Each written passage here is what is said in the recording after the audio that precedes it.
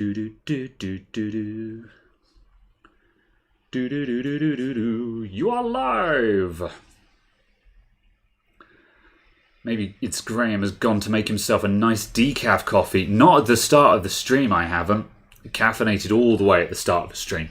Maybe a decaf halfway through a stream, Because, I don't need to have lots of caffeine. Anyway, good evening, everyone. Caradog will be along shortly. He's having issues with video. Weirdly, the same issue that we had a couple of weeks ago, the last time I was in the shop, has struck again, where just Discord is just not capturing his video. So we've just switched over to Skype, I know, and very, very nostalgic. However, that's not working either. So yeah, Caradog is just rigging up some kind of really ugly workaround, and will probably be along shortly. So yeah, we'll wait for him to jump in. In the meantime, I will get the show started. So good evening, everyone. Indeed. Next, you'll be on Teams. Can one have Teams if you don't have Microsoft 365? Serious question. I've never used Teams. I've no idea how it works. Can I just use Teams for free? So yeah. Right. Anyway, turning it off and on. Yeah, we've tried all of that, but we'll see. As far as I know, no. Yeah, that explains it. Use Teams today. Yes, the problem is the only times there's a free tier. Oh, okay, that answers that question, because the only times I've seen it have been on like school accounts and business accounts and stuff like that. However, whenever I've tried to go to it, they're just like, okay, now sign in with your Microsoft 365 account. And I'm like, I don't have one of those because I don't pay for Microsoft 365. So, 54 quid basic package. Yeah, see, that's the thing. Microsoft 365 makes sense if you're using the entire setup. Like, if you're in an office and you need Microsoft Office, Teams, OneDrive, the rest of it, absolutely makes sense. I use Google Docs, so good grief, he's got something working. Hold on a sec. I just want to. Yeah, let's just bring this in. This is what we've got. This is how Caradog lives now. What is that?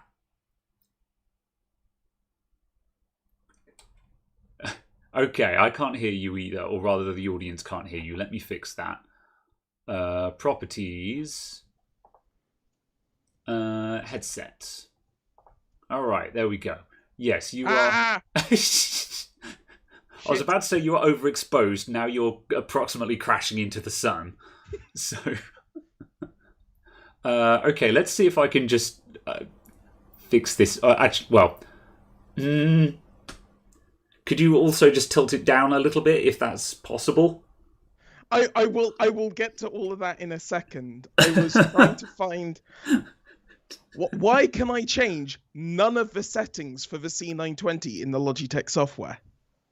You need to have the right version, because the C920 is really old and it's a bit of a mess. It's possible to make it all work. If I make a custom mode, I can change stuff. Huh. Also, I think my camera's been too high and you probably haven't been able to see me properly. Here we go.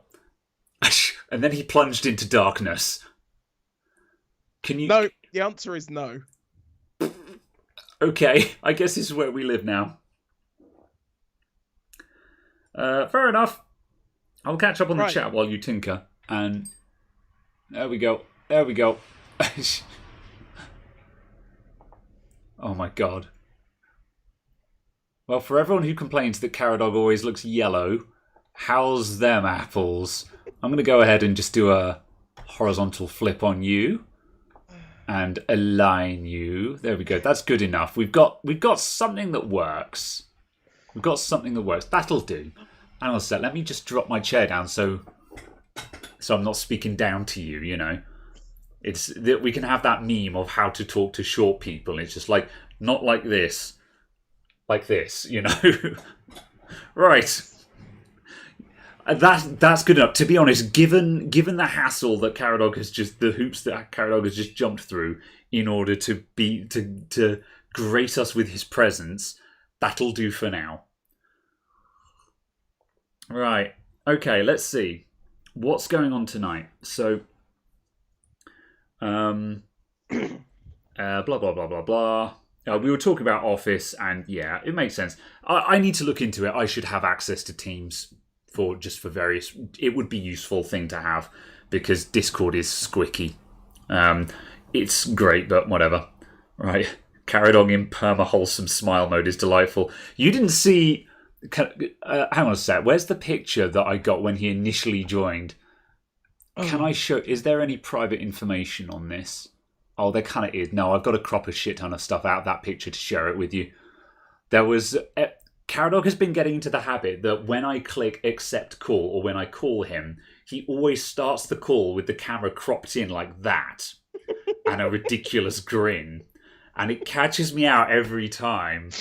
Yeah, and it's brilliant. Absolutely. However, I can't show you the screen cap I grabbed because there's a crap ton of personal data on it. So, anyway, it will make you smile though, Slink. I will show you later on at some point.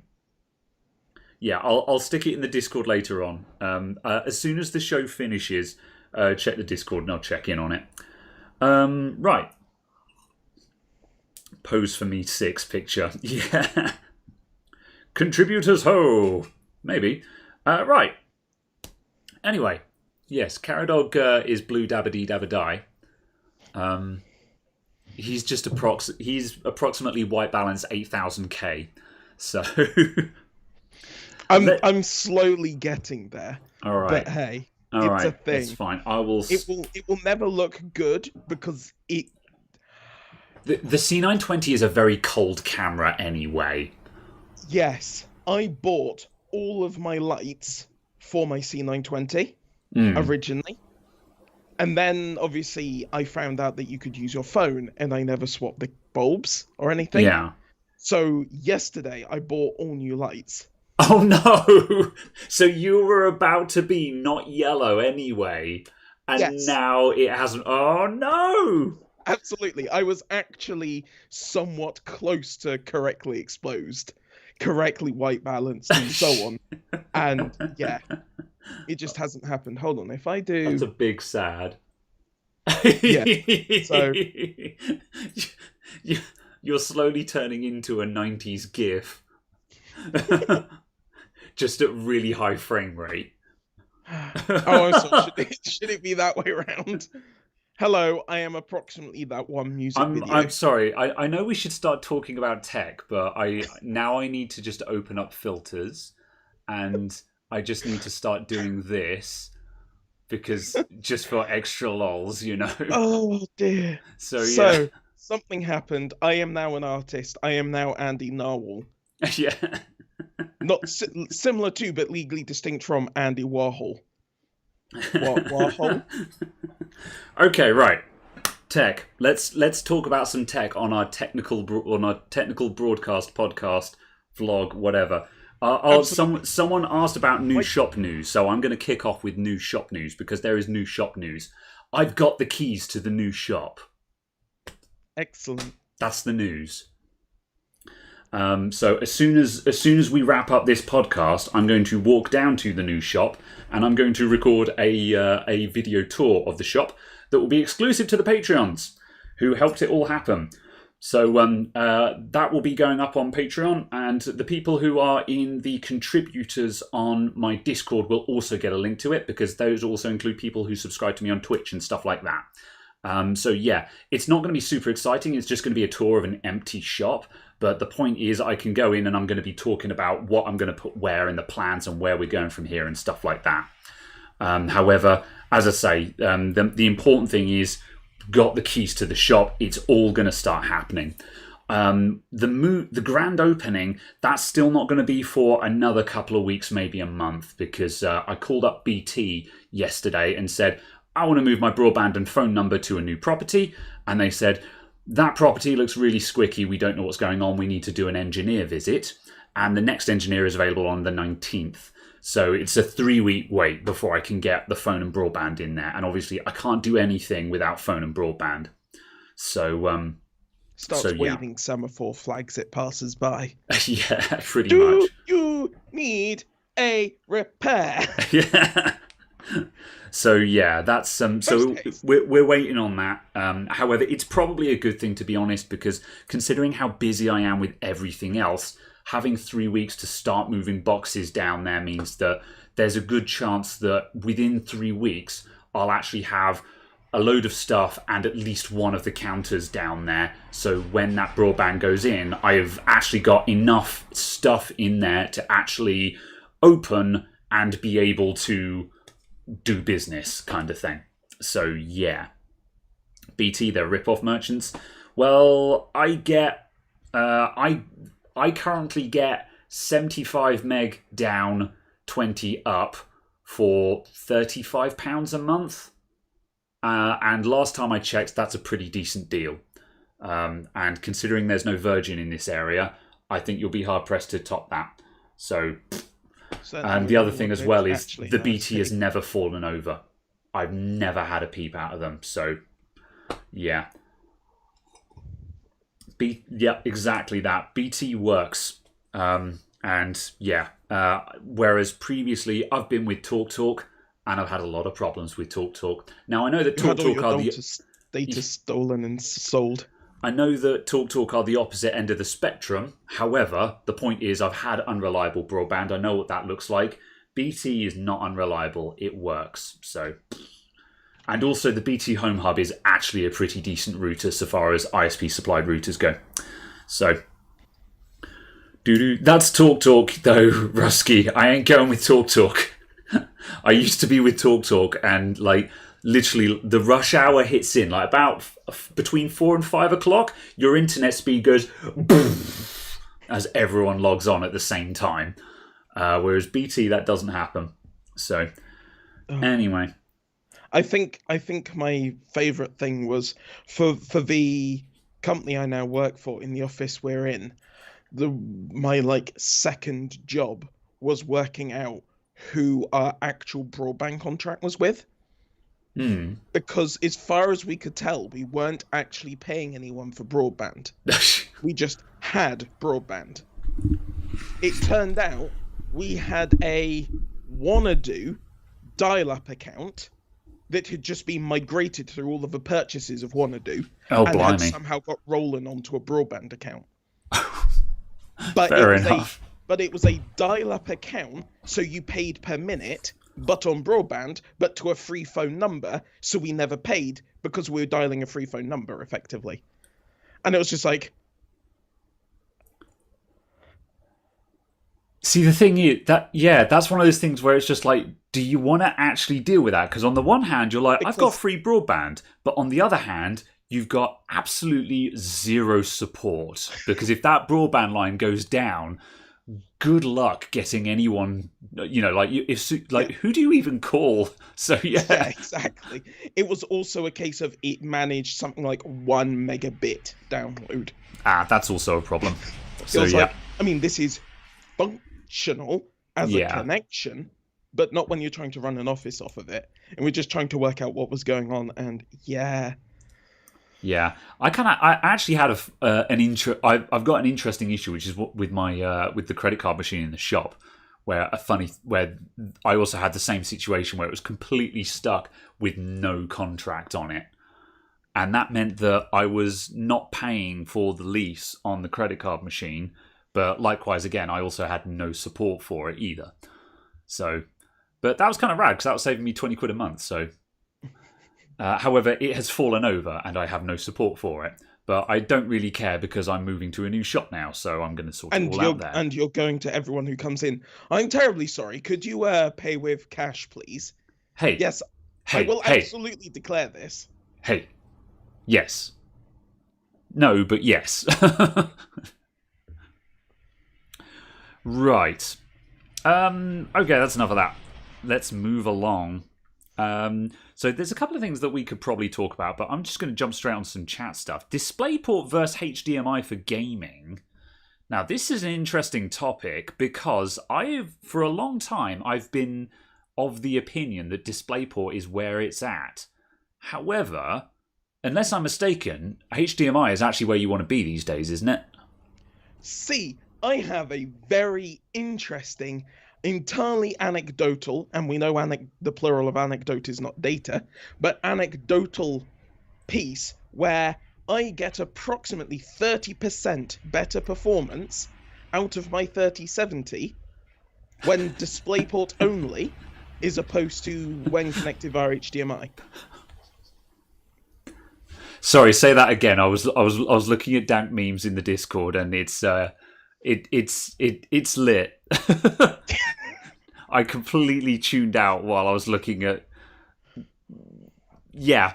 Anyway, sorry. Say that again. I'm very sorry. That was incredibly rude of me. But I took a glance and I suddenly became mesmerized, and I was like, "What the fresh hell is going on in there?" Sorry, you said you get 30% more. You get 30% better performance from your 3070 on HDMI. No, via DisplayPort. Oh, when DisplayPort. It's DisplayPort only. So when you say DisplayPort only, does that mean just one screen connected? When I have just a DisplayPort screen connected, as opposed to just an HDMI screen connected. Oh, okay, yeah. So it's not a number of displays connected. It's actually the cable you're using. Yeah. How does that work? Does HDMI have bigger overheads? I have no idea, but as I said, the plural of anecdote is not data. Yeah, interesting. And I'm just like, I don't understand in the slightest, but I'm like, okay, sure, whatever. Huh.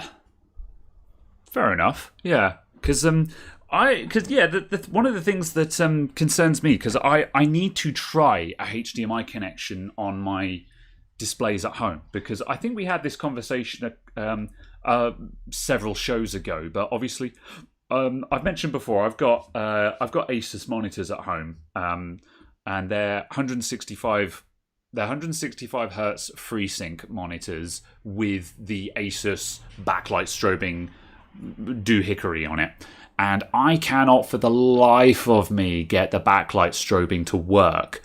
And the one thing I haven't tried is to test it all on HDMI, because I'm using DisplayPort, and I'm curious. I need to actually plug in a HDMI cable to see if that actually fixes.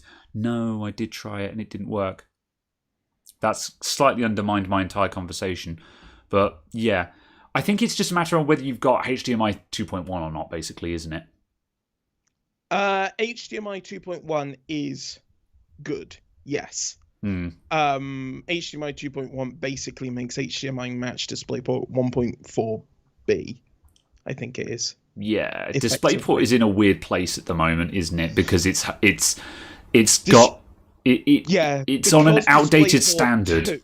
Because DisplayPort 2 got delayed, I think it was from 2017. So the official standard then wasn't ratified until 2019. We're then not going to see anything on it until next generation, maybe, question mark? Yeah. However, everyone's doing wizardry to cram high bandwidth signals down 1.4b, aren't they? Yeah.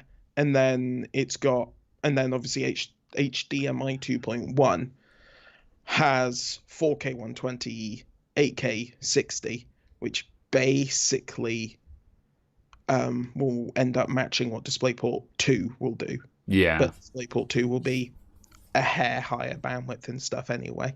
Yeah. Plus, it'll come with the other additional perks, like DNA Electronics mentioned being able to daisy chain displays, which is a bit of a niche requirement, but interesting.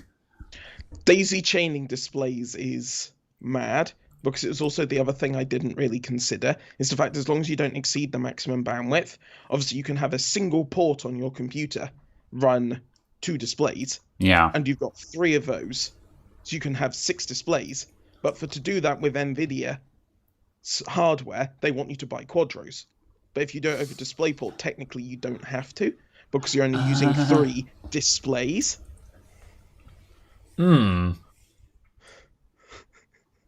I'm like, not sure if that actually works, but I feel like that's an interesting way around it. Yeah.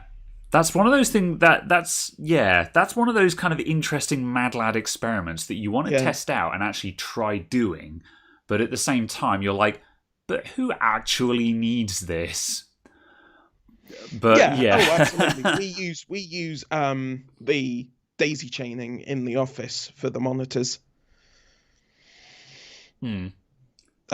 Just because it's convenient. Yeah. Oh, apparently people are complaining that I'm too loud, so I'm going to move my microphone further away. I moved my microphone closer to me because I normally move the microphone closer for the podcast. However, apparently I'm too loud, and that's probably where I'm just booming into the mic. So I've moved the microphone away. So that'll do that. Yeah, fair enough. So, more things needed. So I think ultimately, though, I mean, going back to the original question of DisplayPort versus HDMI, I think it ultimately comes down to just what you've got lying around, really. I think if you've got DisplayPort the HDMI 2 or 2.1 and DisplayPort 1.4, it's a wash. If you're stuck on like HDMI 1.4 and you've got DisplayPort 1.4, DisplayPort 1.4 is better. Yeah. Is basically, I think, the massive oversimplification. There are minor benefits to HDMI, like the audio return channel support and things like that. So for like sound bars with TVs and if things you're like doing a multimedia setup. But that's very much more of a TV space thing, because I don't know why you wouldn't just take the audio direct from the PC as opposed to trying to pass it through your monitor. So yeah, or that comes down. I think HDMI pass through and stuff like that really comes into play. I think that really comes into play when you're using multiple input sources, like you say, like with a soundbar or something like that. Because again, you might have a couple of consoles and a PC. You can run them all to the soundbar and then run that back to the TV. Yeah. So I think that's where that comes in. Again, it's one of those sort of niche situations where not a lot of people need it, but if you need it, kind of thing.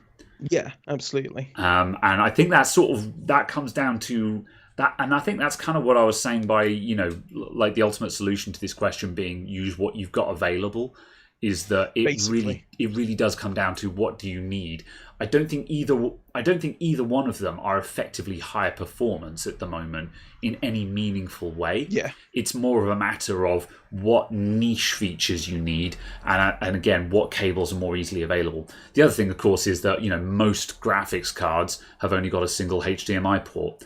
And for me, I'm using DisplayPort because I've got two identical monitors, and so I want two identical DisplayPorts going back to my graphics card, just because that's nice and neat. Also, we just lost your video, by the way. Yes, apparently the webcam just died, so I'll return momentarily. Okay. Right, in the meantime, I shall catch up on chat. There we go. D-sub is where it's at. Get out! Not really, it's fine. D-sub is still one of those things. You're just coming in from the side now. You just, hello?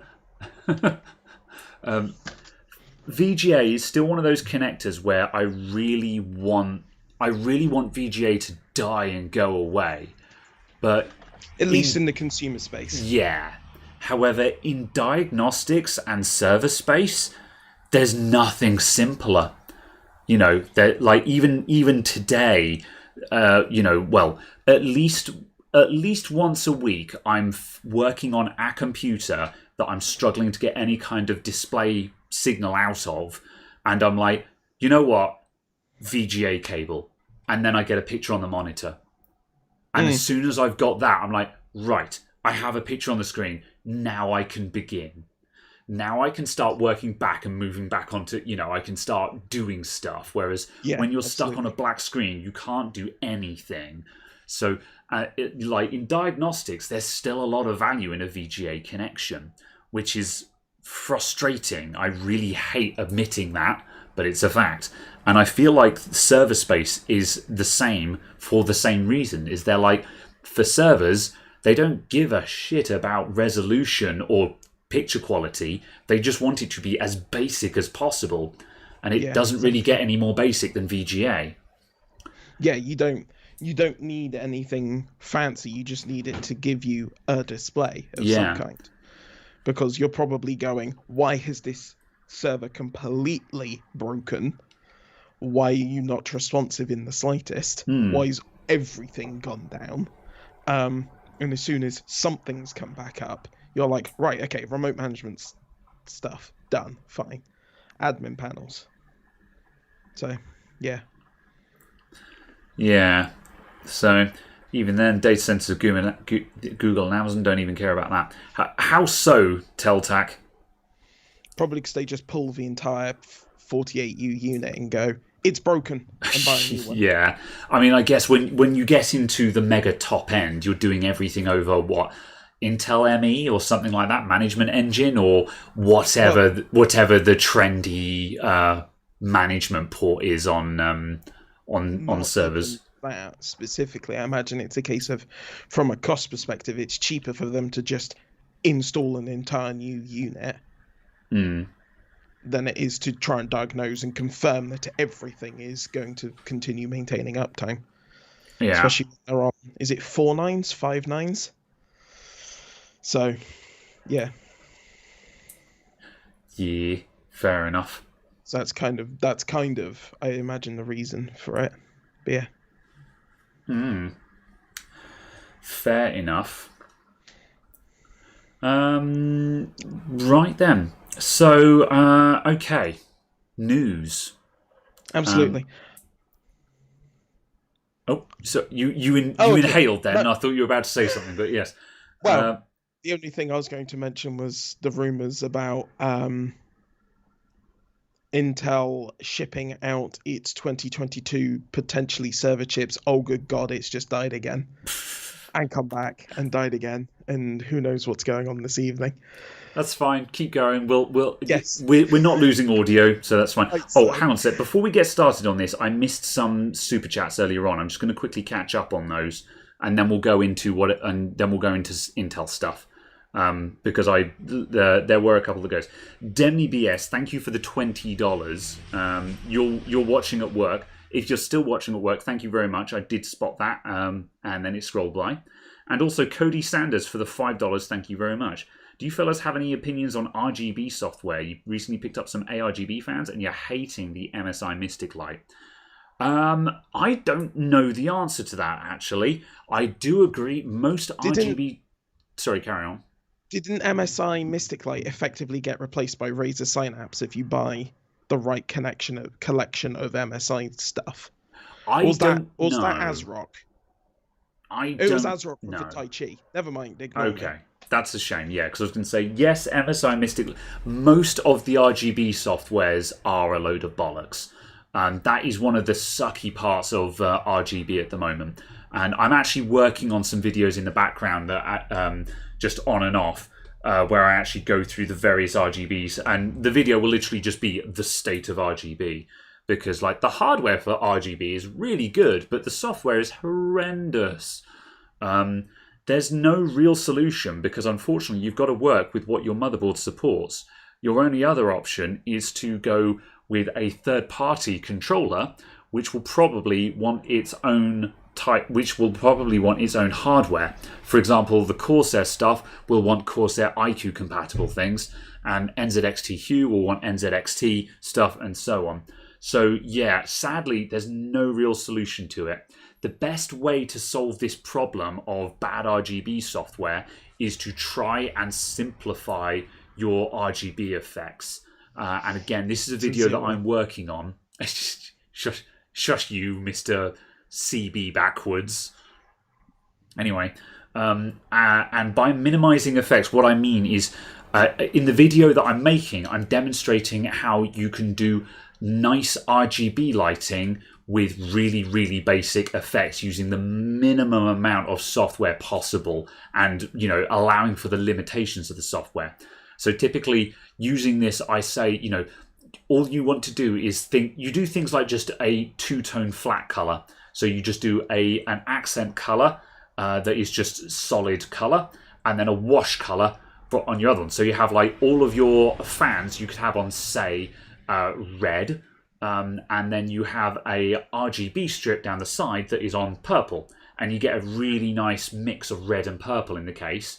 And yeah, that is very effective. Or you can also use blue and green, also makes for nice effects. And that's how I solve this problem, is you simplify the effects to the point where you don't have the issue. So it's a bit of a workaround, but that's genuinely the best solution I've come up with. I have heard that there is some open source RGB software. I don't know if it's JackNet that DNA Electronics just said, but there is some open source RGB software out there that you could try looking for. So I think that might be an alternative. So finally, then we've also got one more super chat from Ben Laird, who, again, I'm probably going to butcher your name because I did so in the past. Thank you very much for the £5. Took your advice on the Sabrent rocket. New build now complete, up and running, many thanks.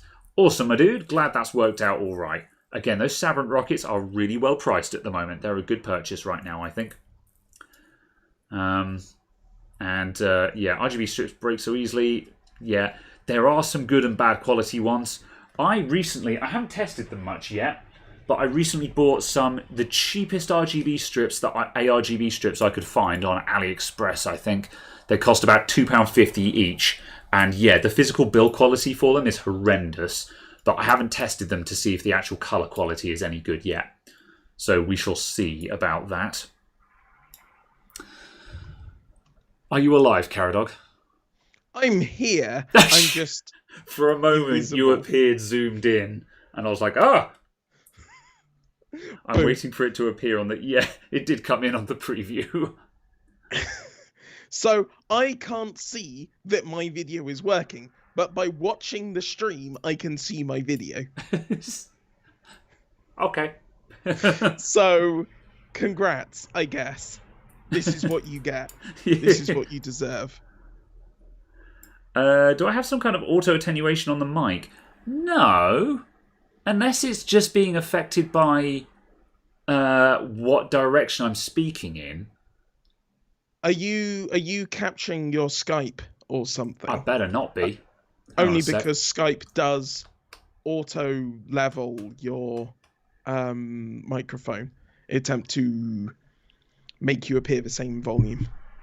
Yeah, no, I'm definitely on the right microphone. I'm just going to triple check that. Properties. Yeah, good.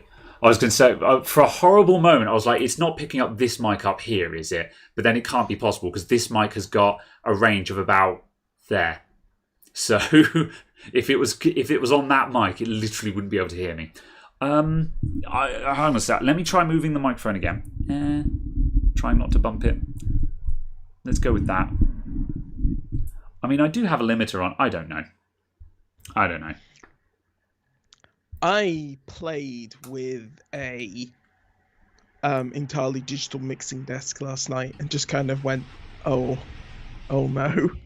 As in, no, I need to buy one of these.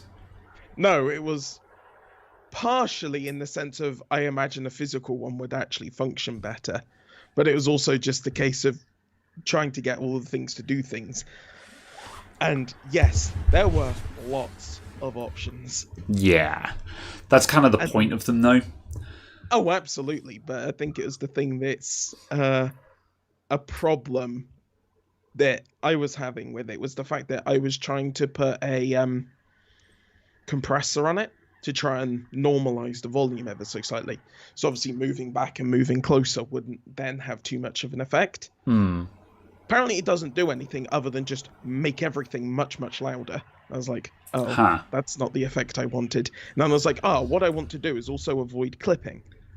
So I'll put a limiter.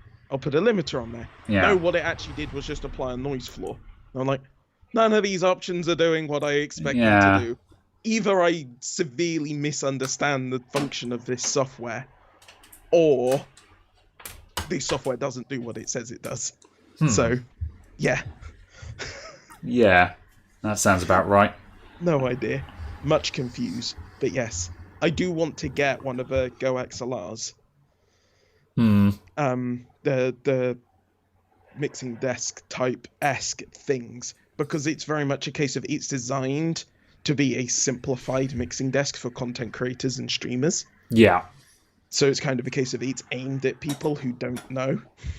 Yeah, that seems like a sensible idea. I mean, I would like to start going down that route because once you've got an XLR input, you have a much broader choice of microphones and stuff you can plug in. You know, like there's lots of times where I'm just like, I kind of want a shotgun mic because then I can just have a shotgun mic sitting on either a camera on a tripod or just sitting to one side pointing at my general face, and then I don't need to worry about the microphone positioning or something like that. But again, it's just finding all of these in a choice of USB is really, really difficult. Whereas as soon as you've got a decent XLR input, then you can just buy all kinds of different microphones and just play the field, so to speak. So, absolutely. No, it was also because Shure have recently released the MV7, which is a XLR and USB microphone. Oh, combined? That's and kind of interesting, actually, because it output over both at the same time. Oh, okay. So you can have a proper XLR input going into your mixing desk, going into your streaming software and so on, which is what is getting broadcast as your stream. Yeah. Then you can have a separate microphone, which is the USB one, for Discord, for your team chat and stuff like that. So you can mute your stream and stuff without muting your team chat, and you can mute your team chat without muting your stream. And I was like, that's quite clever. Yeah, that's very interesting. Yeah, that also opens up the opportunity for people who want to buy, who can't afford to get the decent XLR mic and the decent XLR inputs in one hit. They could buy a microphone, use it on USB, and grow into the XLR side of it at the same time as well. Absolutely. Which might be interesting. Yeah. Did you see a price on it? Yes, I can't remember how much it was. Okay. Fair enough. Something in the order of about £300. I'd say, so 280, 300. That's so not about horrendous. About what I'd expect for a for a mini SM7B. Yeah, that's just it. Because the SM7B is about 300, 350, that kind of money, and that is considered to be a professional grade microphone. So. Absolutely. As such, if you've got a microphone with the kind of capabilities like that thing coming in at like say 250, that kind of money, that's that's not half bad, and that is affordable for streamers and those kind of creators like that they're not going to fall out of their chair at the price of that, because most budding content creators, when they're starting out, if you tell them that they've got to drop 500 quid for, like 350 on a Shure SM7B and another 200 on an XLR interface and maybe a filter or something like that, they're going to fall out their chair and say, I can't afford £500 just for a microphone. Yeah. And it also doesn't really make sense considering you can get something that is 90% as good in just a USB condenser microphone kind of thing. Yeah, exactly. And so yeah, that sounds sensibly affordable. Yeah, exactly. So yeah, I saw that and I'm quite interested because it's both. Because it allows you, also the other thing it allows you to do is connect to two devices at once. So if you wanted to connect to two physically separate devices at the same time, you could. Yeah. The only thing the idea that isn't supported is you can't use the USB microphone side of it on iOS. It just doesn't function for reasons I don't understand. It's a USB microphone. iOS supports USB microphones. Make it work. Fair enough. Sure. But I feel like that's a small problem to have because Sure, sell it as a portable mobile microphone. Okay. Or that was one of their adverts for it, and it doesn't work with mobile devices. Yes, I see that. I was going to, because part of me is just like, oh come on, who the hell is doing that who the hell is plugging their USB microphone into iOS? And it's like, well, actually, considering the use of this device, you might have I don't know, an iPad next to you handling your team chat while you've got all of your professional setup to what that you're actually operating. So actually, that's not as left field as it initially sounds. So yeah, it's not something that I would like to do per se, but yeah, I can see the benefit. It's kind of like it also just replaces a voice recorder. So instead of having to need a separate voice recorder, you have your mobile phone and a quality microphone, and you're done. As opposed to having a voice recorder as well. And obviously, from a cost point of view, it doesn't really make much sense. But if you're already using it as part of your stationary setup, you can also use it away because of the USB-ness. It's kind of interesting to see the amount of products that are getting developed and released now that are aimed directly at content creators. Finally. Yeah, because there really is a gap in the market between consumer level stuff. The kind of area we're aiming for, I believe, is known as prosumer, where it's not quite professional grade stuff. It's not quite TV studio, but you need something more capable than consumer, but professional TV studio grade is overkill.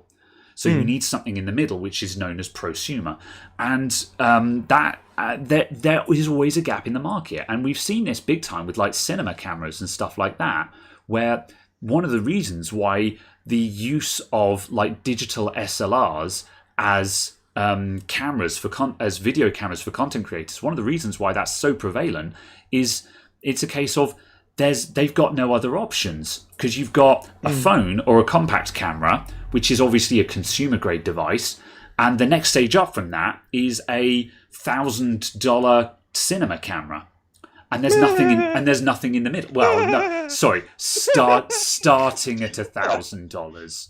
Like come on, like you can buy a Blackmagic cinema camera for $1,000. I can look one up if you want. I thought you said cinema grade. Okay, fine. Oh, I mean, videographer.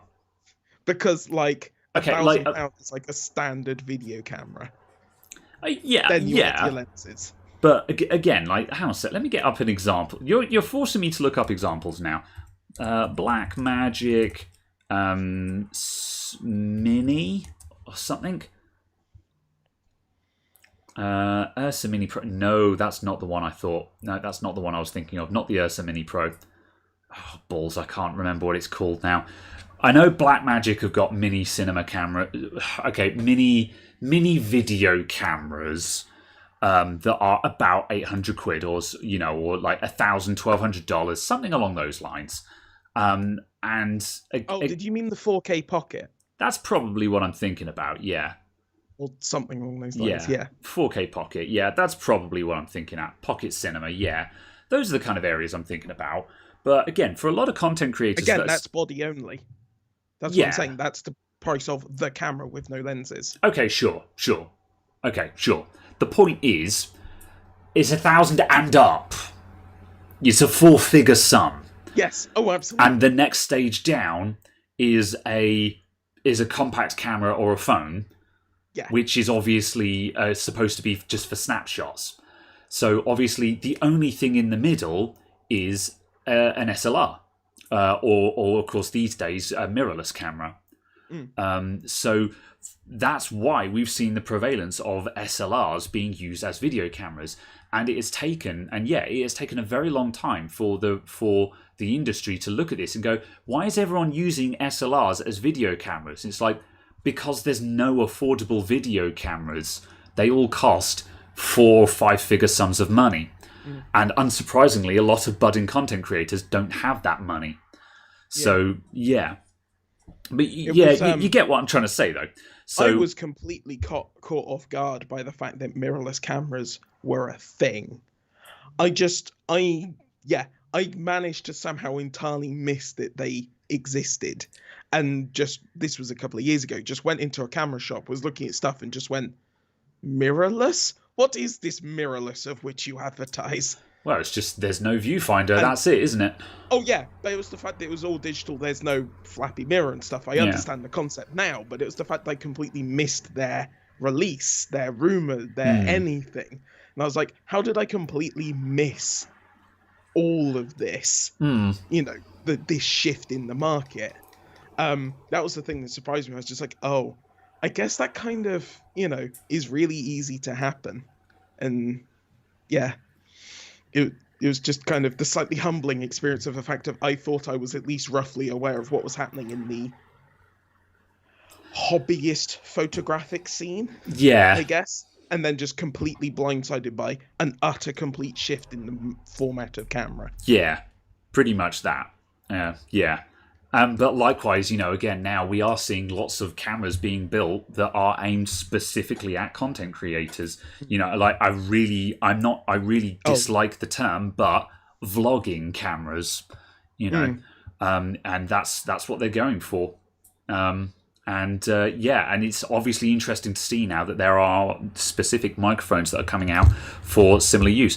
I'm reminded, like, this is another. It's not a good example, but it's an interesting example of that phone that Sony released that we saw in. Was it Server Boys where it got linked? That new Sony phone that had the HDMI input on it.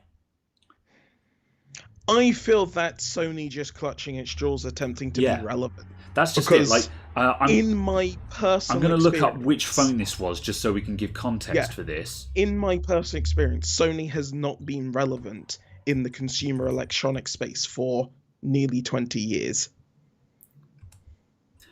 Potentially.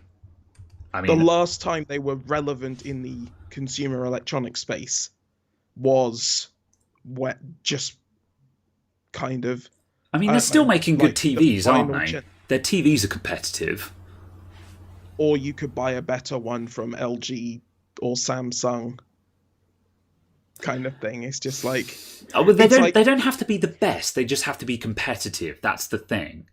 But you know, why would I buy a worse TV for the same amount of money?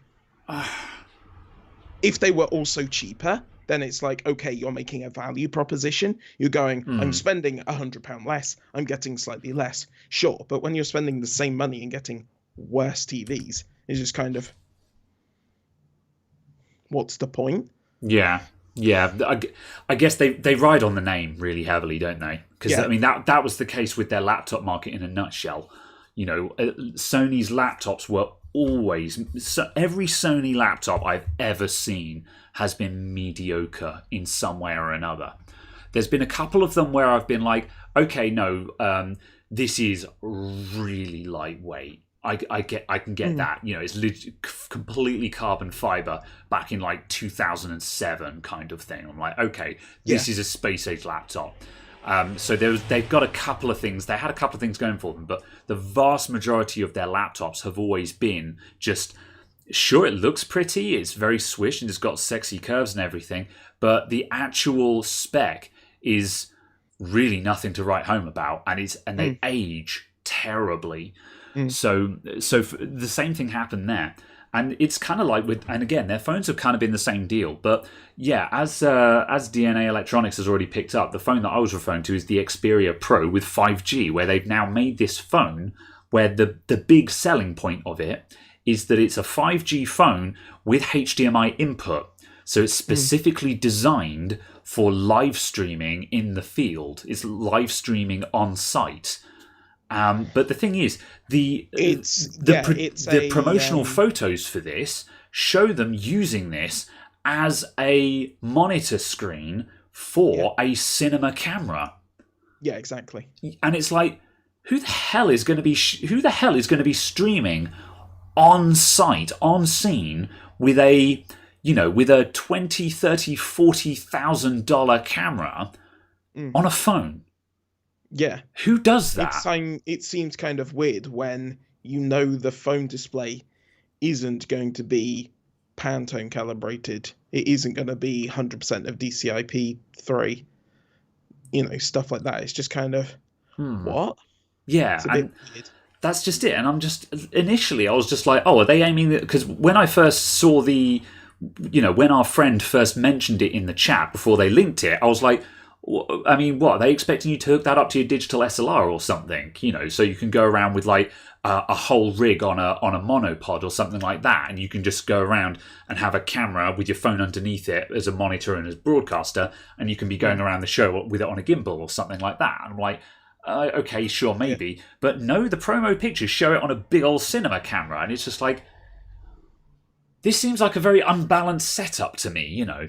And but on the flip side, it's an example of these companies looking to make things directly at content creators. But then it's a £2,500 phone. Oh yeah, that as well. Yeah, and it's $2,500. I'm like,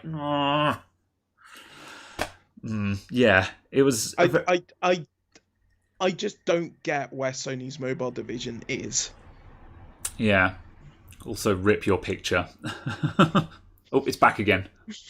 Yeah. Did you bring it? Did you bring it back again, or did it just go and come back? No, I did nothing. Okay, in that case, I'm not going to bother telling you if your picture dies. We'll just assume that it'll drop back at some point.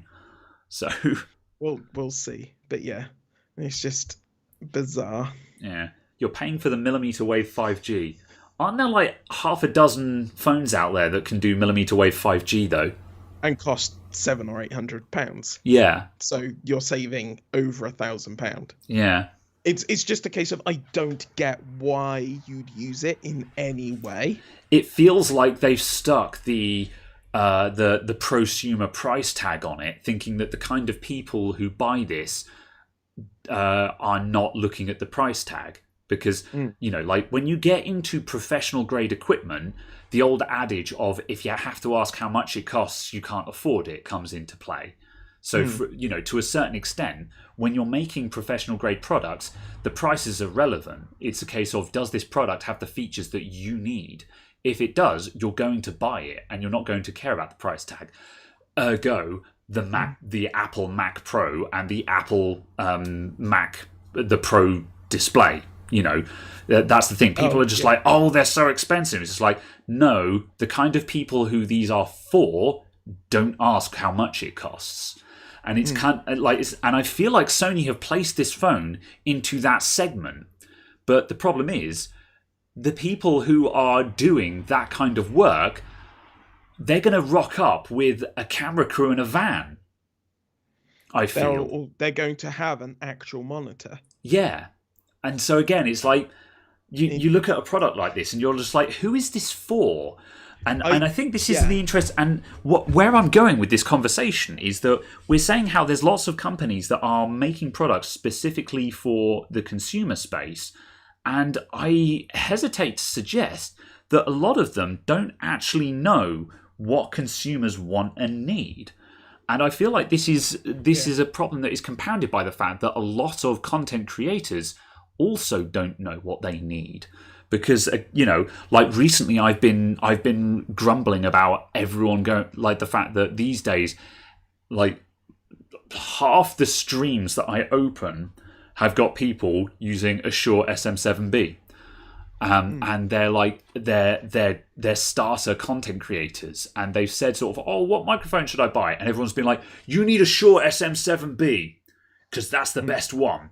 And so they've gone out and spent £400 on this microphone and the XLR input for it, when it's not what they need at all. And so now I feel like that's now created this impression with the manufacturers that content creators have all got deep pockets, which sure there's plenty of them that do. Again, DL Electronics has just said rich vloggers, and I'm not on Instagram, but I have a feeling that if I went on Instagram, a lot of what I see there would make me very sad.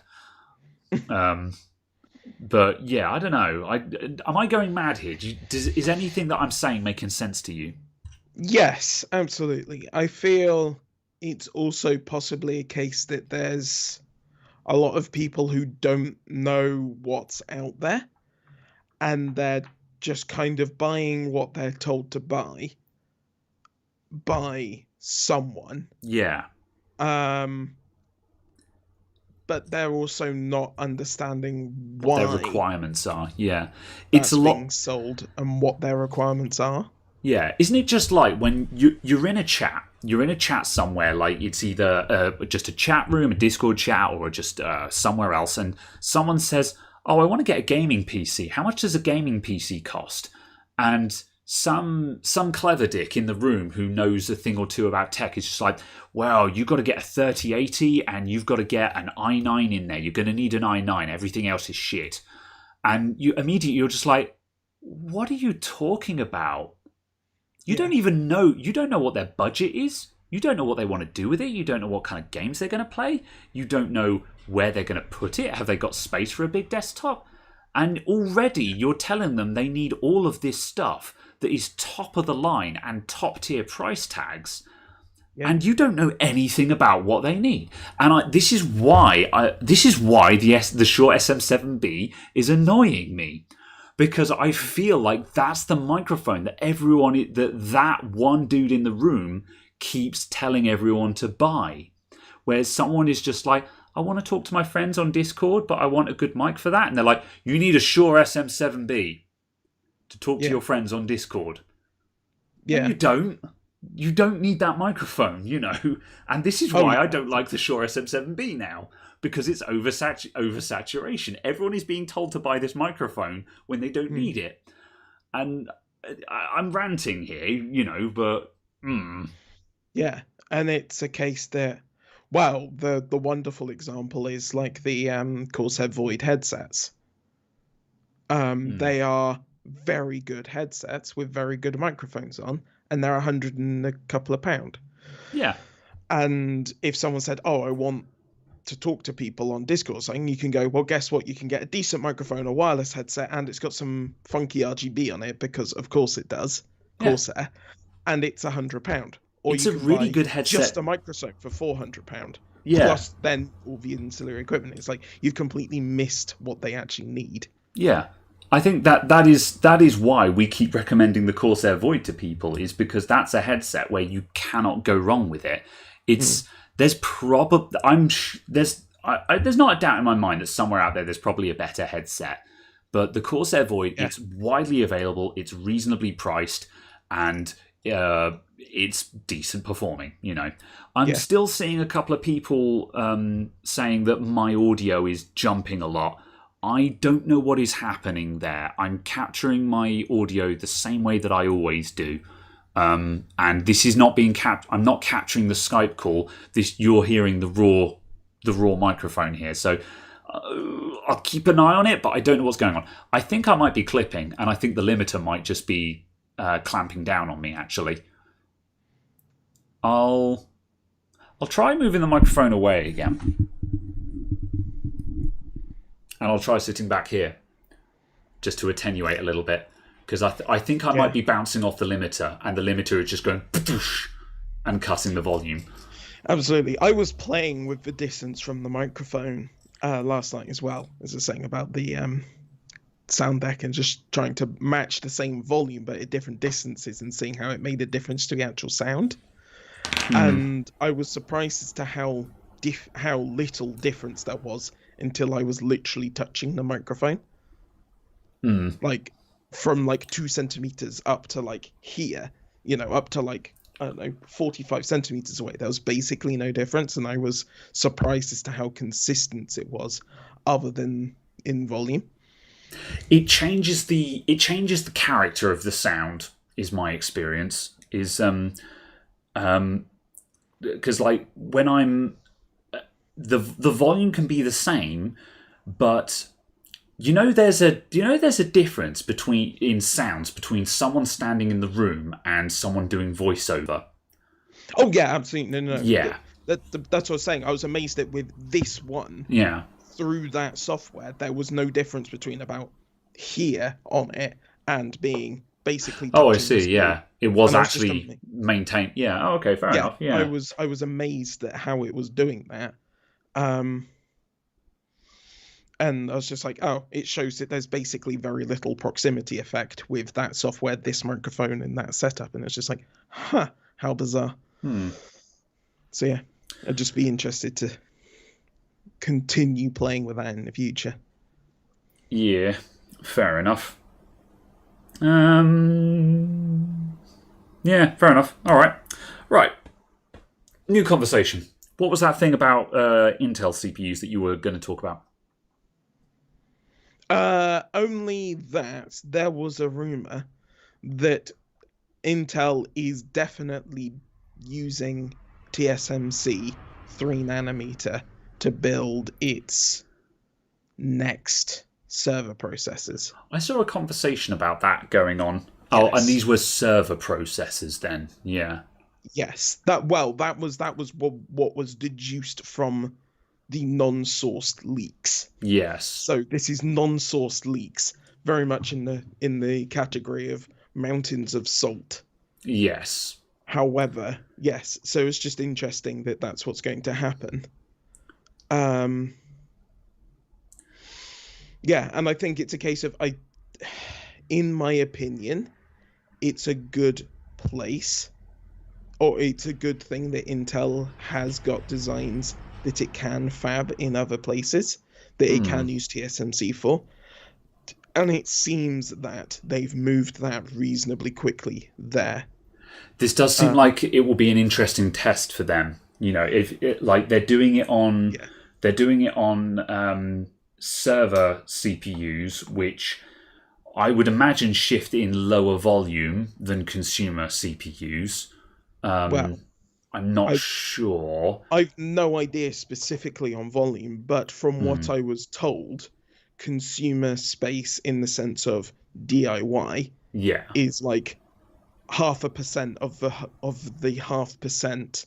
Oh yeah, DIY absolutely. But when I say consumer DIY space, is the 0.5%. That is the 0.5% of home users buying processors. However, consumer also includes all of the OEMs as well and SIs. Oh yeah, but I was saying for like buying for businesses buying desktops, businesses buying laptops, businesses buying servers is 99% of their sales sort of thing. Yes. However, where I was going with this is if this is going to be for their server processors, then I would imagine that server processors versus Core i series processors in business desktops and business computers and everything else, I would imagine there are more Core i CPUs being made than Xeons.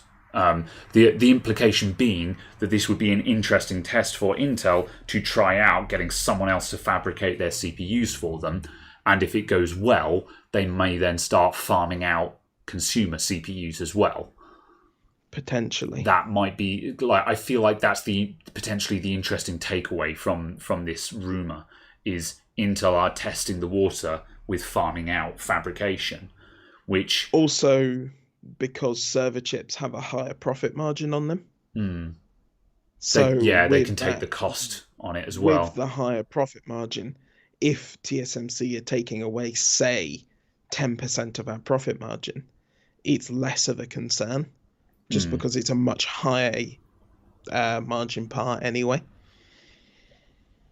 That might be very interesting. I wonder if.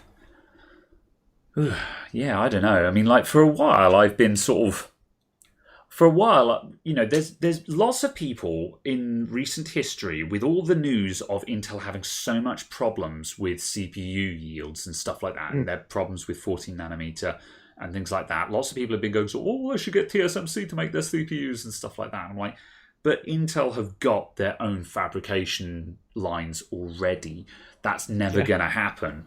But I don't know, do you think we're getting to the point where that's... Well, I mean, if this rumor is true, then we are absolutely at the point where they're like, okay, we're now actually seriously considering...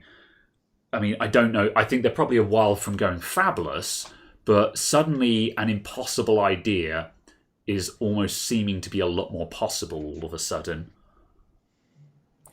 I don't know specifically. Just because...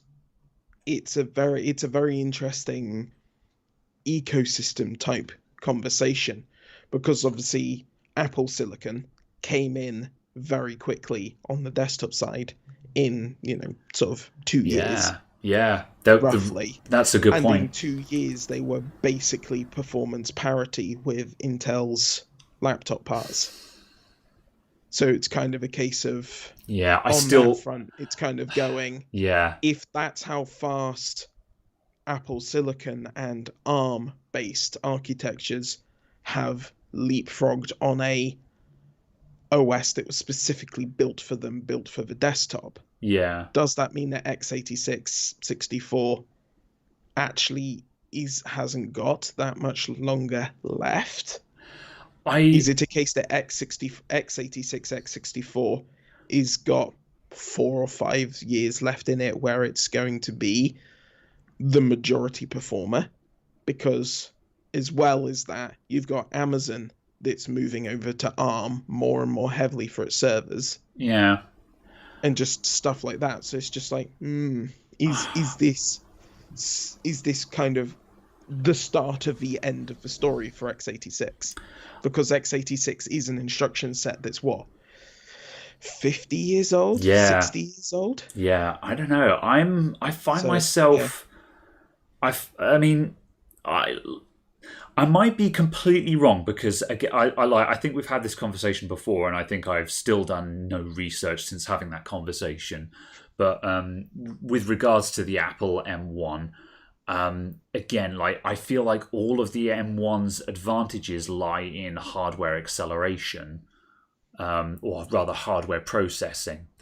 And I think what they've done is just make a CPU where most of what you do on a Mac can be hardware accelerated, but as soon as you need to do something, that does not, that the hardware acceleration does not support, suddenly you're down to potato speeds, where the x86/x64 CPU would obviously still have its horsepower on tap. And I think maybe a Windows desktop, because that's the thing, like, it's one of the reasons why the iPad Pro got to the point where it could potentially replace a desktop so quickly and so easily, and people were just like, oh, how come an iPad doesn't slow down and stuff like that? Or, how does it do so much with so much less horsepower? It's like, well, because everything is hardware optimized. Because Apple know exactly what software is going to run, because they wrote the languages that it runs. Absolutely. Whereas on a desktop computer, you don't have that level of control. Absolutely. But I was going to say, what is there that an Apple Silicon device is going to get used for that is heavy shifting, that isn't AI acceleration, photo editing, video editing, web browsing?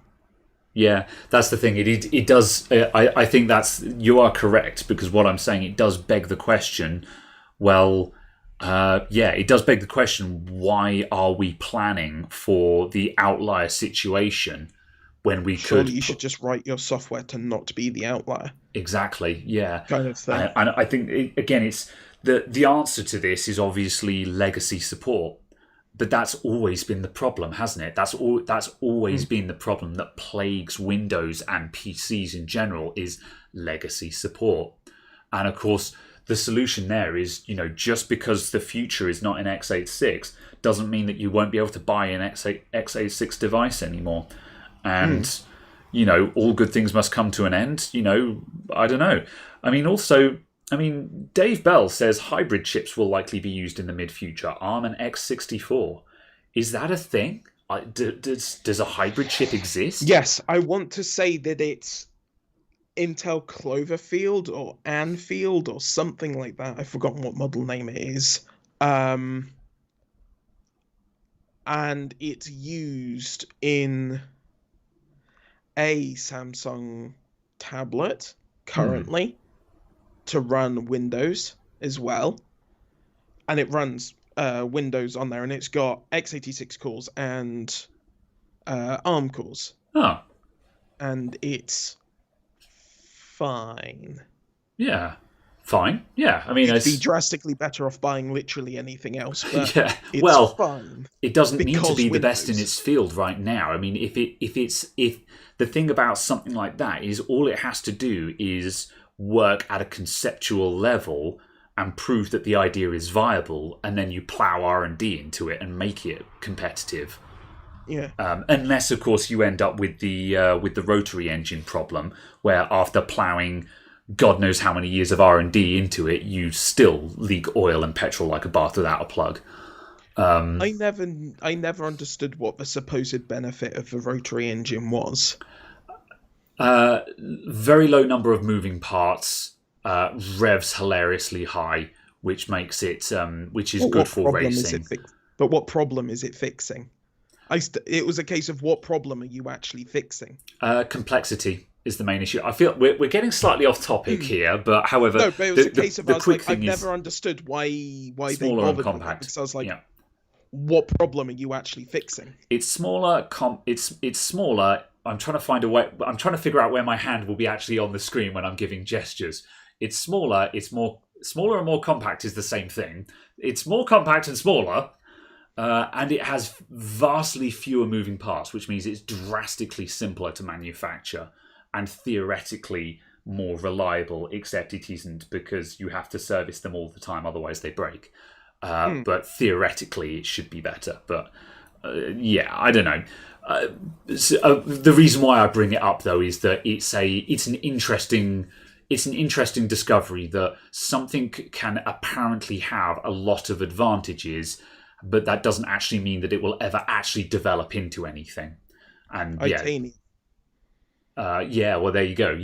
Itanium. There can be something where conceptually it seems like a fantastic idea. However, no matter how much you put into it, the seemingly less efficient alternative still ends up being better.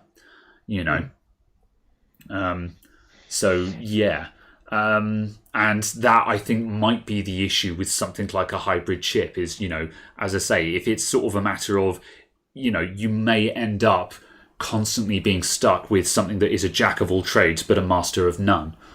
But that might be better than a master of one. I guess that's going to come down to what you need. Certainly in the mobile space, the idea of a hybrid CPU sounds very interesting. I don't know. See, for what point? Yeah, well, what problem is it fixing? Power saving. But x86 64 uses more power than ARM does. That's my point. If you have a hybrid chip, you've got your ARM processors, which are power efficient, and you do them as in mobile phones. Anything that's going to be battery powered in our mobile phones. No, I'm talking about having ARM and x64 in the same device. Yeah, but what does adding x64 fix in a mobile phone? Well, the ability to run x86 stuff. But why would I need that on a phone on a 6-inch screen? That's what I'm saying. Sorry. When I say mobile space, then I mean tablets and laptops as well, potentially. Yeah. I can kind of get that for like laptops. Yeah, maybe, but well, actually, I tell you what. Let's flip this on its head, and talk about the potential benefits of a hybrid chip in a desktop PC. What would be, if we're talking about ARM being the future, why would I want an ARM chip in my desktop PC when I can just stick a Ryzen 5800? Why would I want an ARM CPU in my desktop PC when Ryzen 5900X goes burr, Because for single-threaded applications, using specifically the Apple Silicon chip, the Apple Silicon chip is an identical speed and is passively cooled, so there's no moving parts at all on your cooling front. So that's a different benefit. Yeah. And you chuck another 8 cores at it to take it up to 16 actual cores, it will probably match the multi-threading performance. So it's kind of a case of, I am using 5 watts or 15 watts and doing the same performance as your 140 watt processor. Yeah.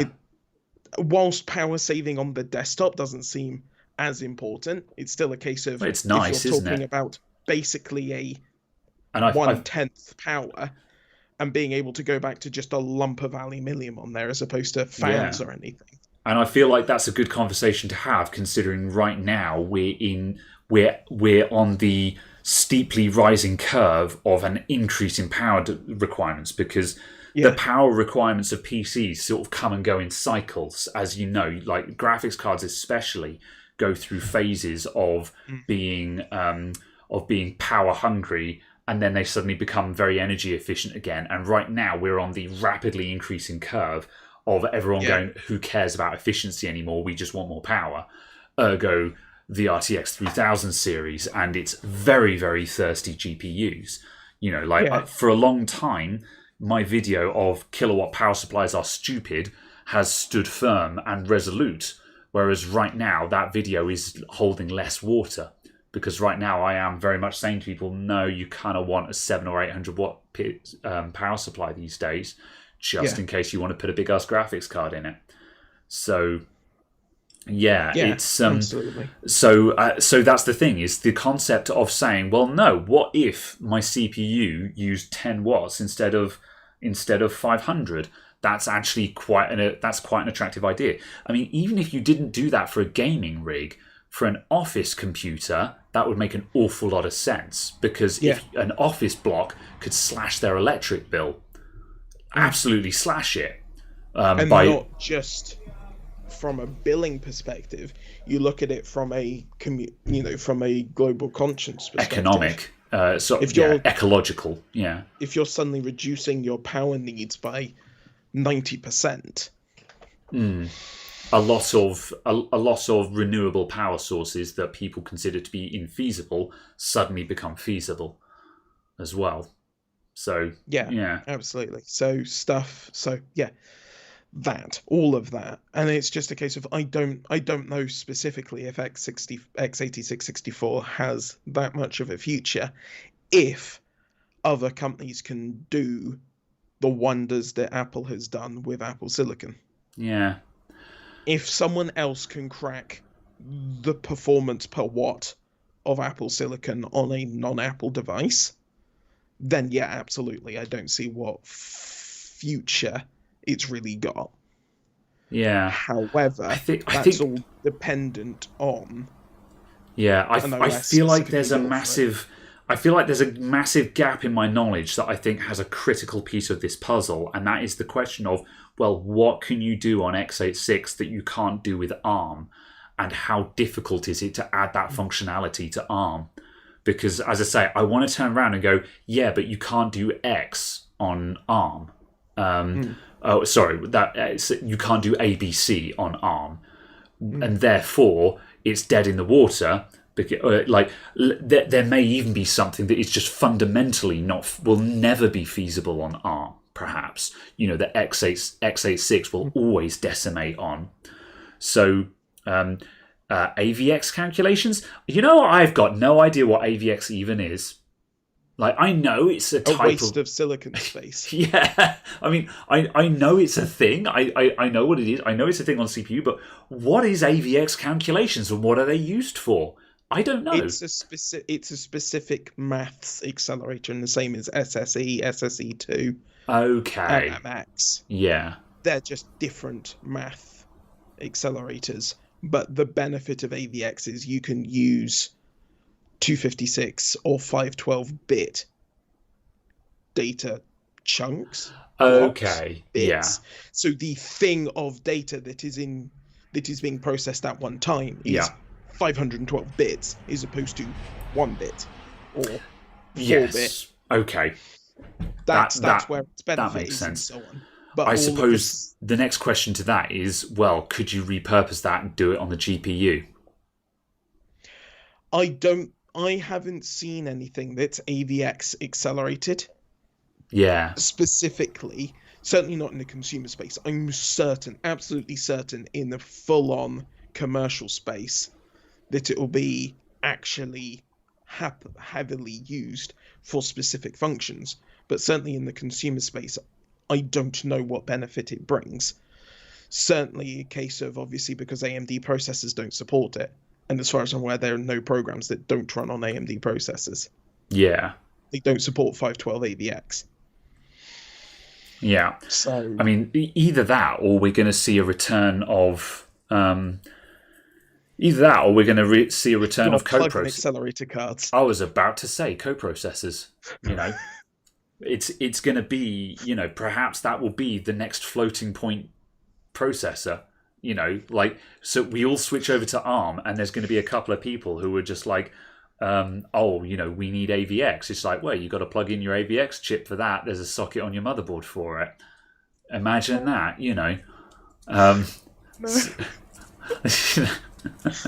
But I don't know. It's just, I don't know.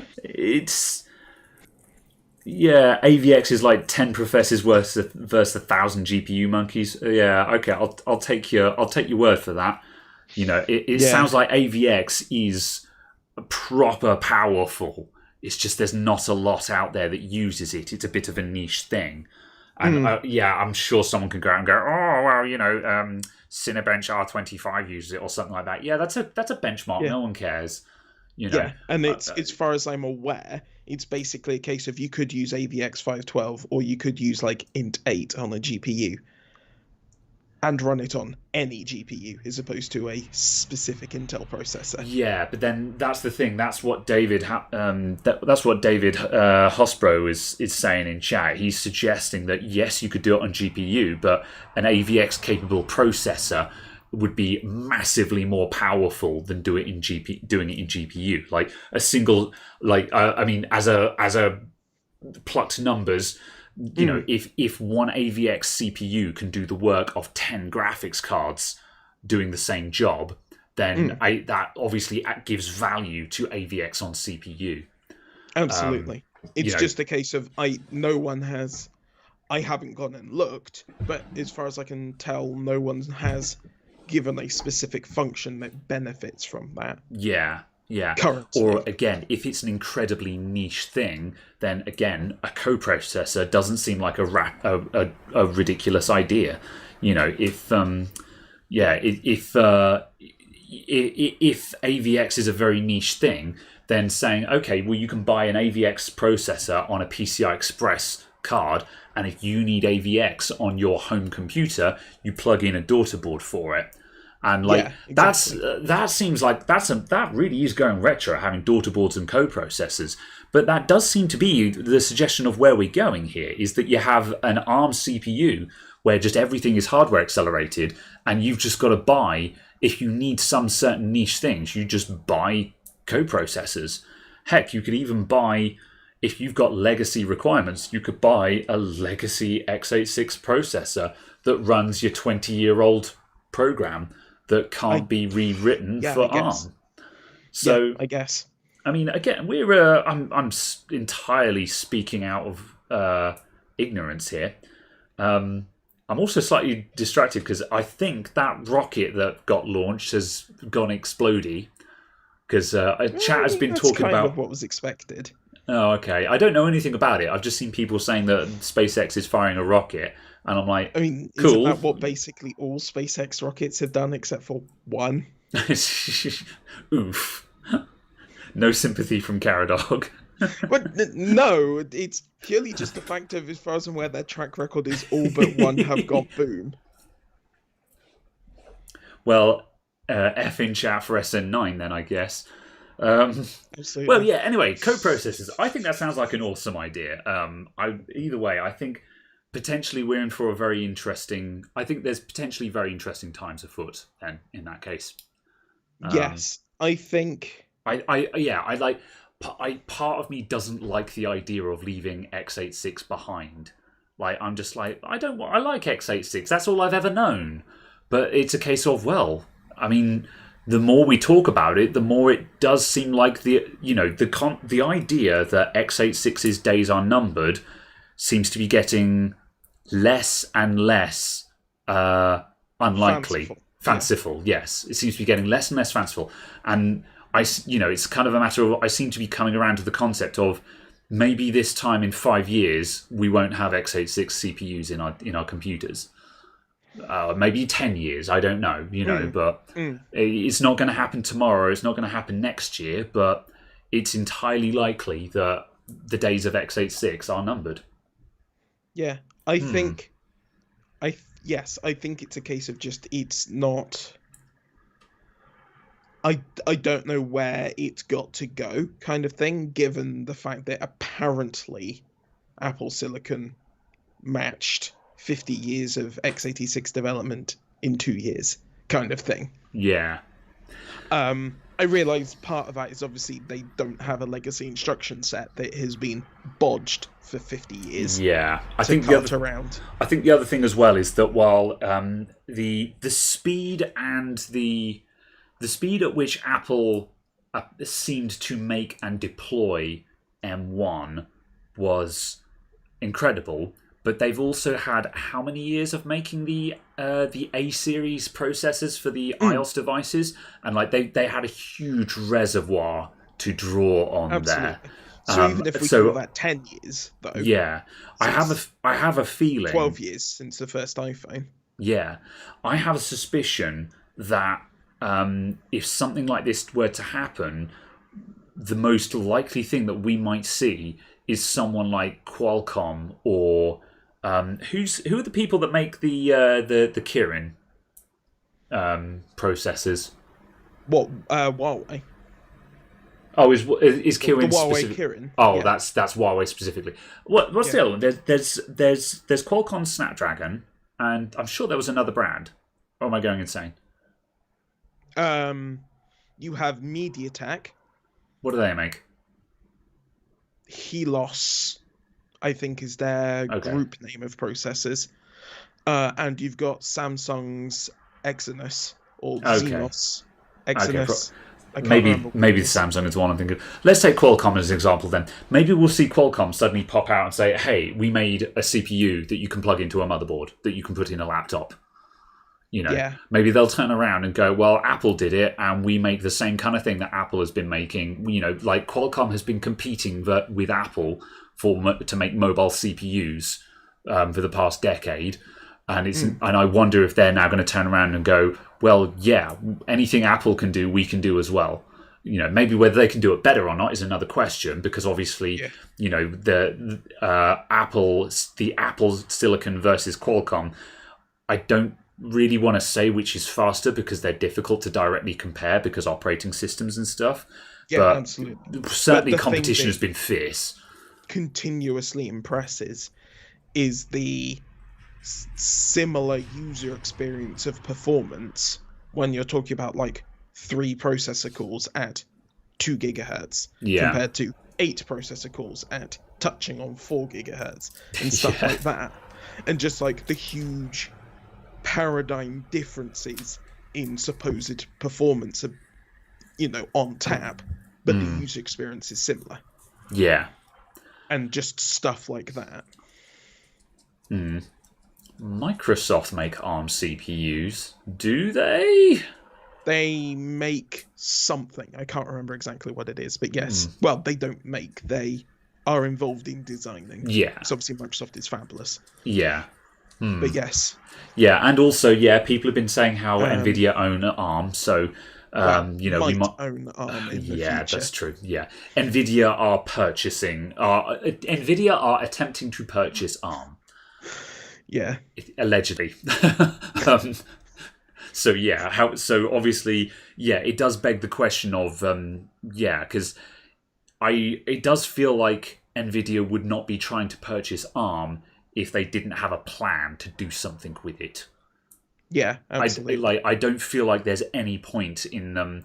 Like, that's not just buying other companies that also make money. That feels like buying with intent to produce products, yeah, absolutely. So it is a question of what's their plan, and like people are saying, are we going to get an ARM processor on a graphics card?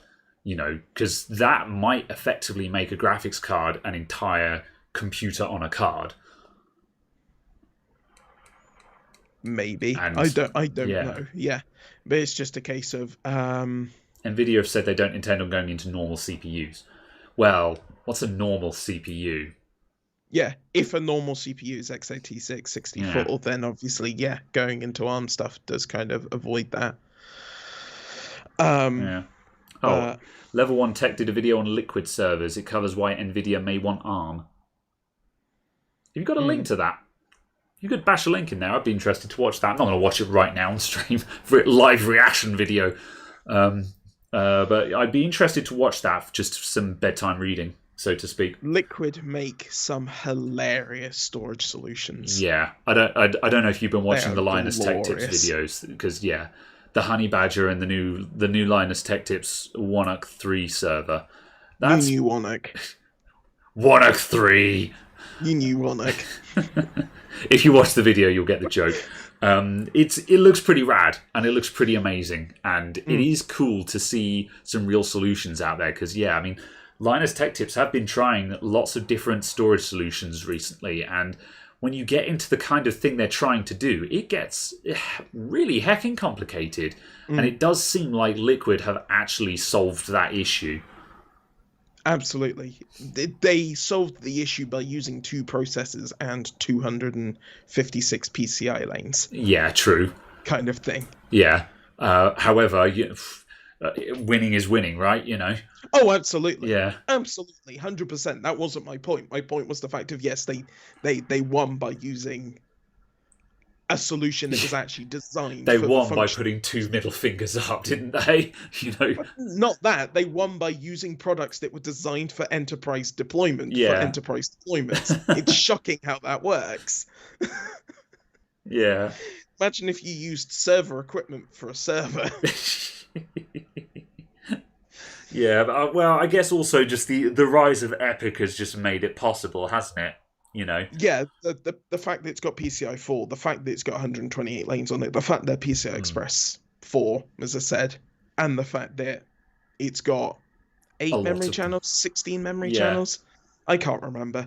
A lot of memory channels. And also supports it at like 33, which is actually ridiculously fast for a server. Yeah, I was going to say. Most of the time with server speeds, you're down in the low 2000s, aren't you? I entirely forgot that 2400 wasn't the slowest speed of DDR4. You can get 1800 DDR4. Ugh. That's an official JEDEC spec. Yeah. And I was just like, wait, what? But yes. Well, did DDR3 go up to 1800 in the end, or did it top out at 1600? Or was it 1600 DDR4? No, 1600 DDR4 to match DDR3. DDR3 1600. Yeah. So DDR4 starting at 1800 kind of makes sense for the scale. It's just, but what? Yeah. Yeah, 16. No, 1600 is the lowest. Yeah. Yeah. Fair enough. To match DDR3. DDR3 could go to 2133 on an overclocking kit. Oh god, first gen XMP. Ugh. But also overclocking kits aren't JEDEC. Yeah. just like 5,000. Remember, kids, XMP is overclocking your RAM. Well, yeah. Anything over the JEDEC standard is overclocking. Not running at a CAS latency of 40. It's above 2400 is technically overclocking. It's not, 38. Let's see. Lubear Redneck Richard asks, would I use Linux? No, I can't be asked. Is the answer to that. Linux is good on servers and certain workstations. That's where it belongs, in my opinion. You can use it on a desktop and it can be fine. And I guess if you live on the internet and you only ever use Chrome, maybe it even makes sense. However, I do a very broad range of things. And I like the flexibility of Windows just working. And I know Windows and it just works is a bit of an odd thing to say, but you know what I mean. And if you don't know what I mean, then you're the very reason why I don't like Linux. So I think it's not that I think Linux is bad, it's just not for me. Yeah, I think the perfect example of that is that there's a piece of software that is used for something that I do. And it has a Python 2 dependency. Python 2 has been dropped by all of the current desktop editions of the major current front-running distros. Okay, yeah. The software doesn't work. You can't install Python 2 on those without a whole host of hackery. Yeah. And basically custom compiling a really old distro of Python to make it work. Oof. Or I take the same program, I double-click an exe, and it installs some functions on Windows. Yeah, that's the and problem. It's kind of a case of, I'm not saying that that's better. Yeah. I'm saying, or that that's not a thing that also happens on Linux, but it only happens on Linux when the stars align. Yeah. Kind of thing. It's like, I realise there are different circumstances, but yeah, it's just kind of a fact of stuff, little bits like that make it harder to recommend for people who aren't wanting to learn stuff. Yeah. And we are cherry picking information here, and you can cherry pick on both sides. You know, people who are just like, oh, Linux just works, they can go ahead and cherry pick all the things that people commonly do and say, oh, you can do all of this and stuff. And I really want to make clear here that I'm not being anti-Linux. I'm not saying that Linux is bad, or I'm not saying that I'm not being Windows versus Linux here. I don't hate Linux. I'm not against it. It's just not for me, because I like double-clicking on exes and they just works. And anyone who says that Linux is the same is flat out lying, because it doesn't always work. And you can say, oh, you just opened up the terminal and do wget. You lost me at the moment you said open up the terminal. And yes, I know some, but I know terminal commands because you have to use them now and then. However, it's just in a consumer environment.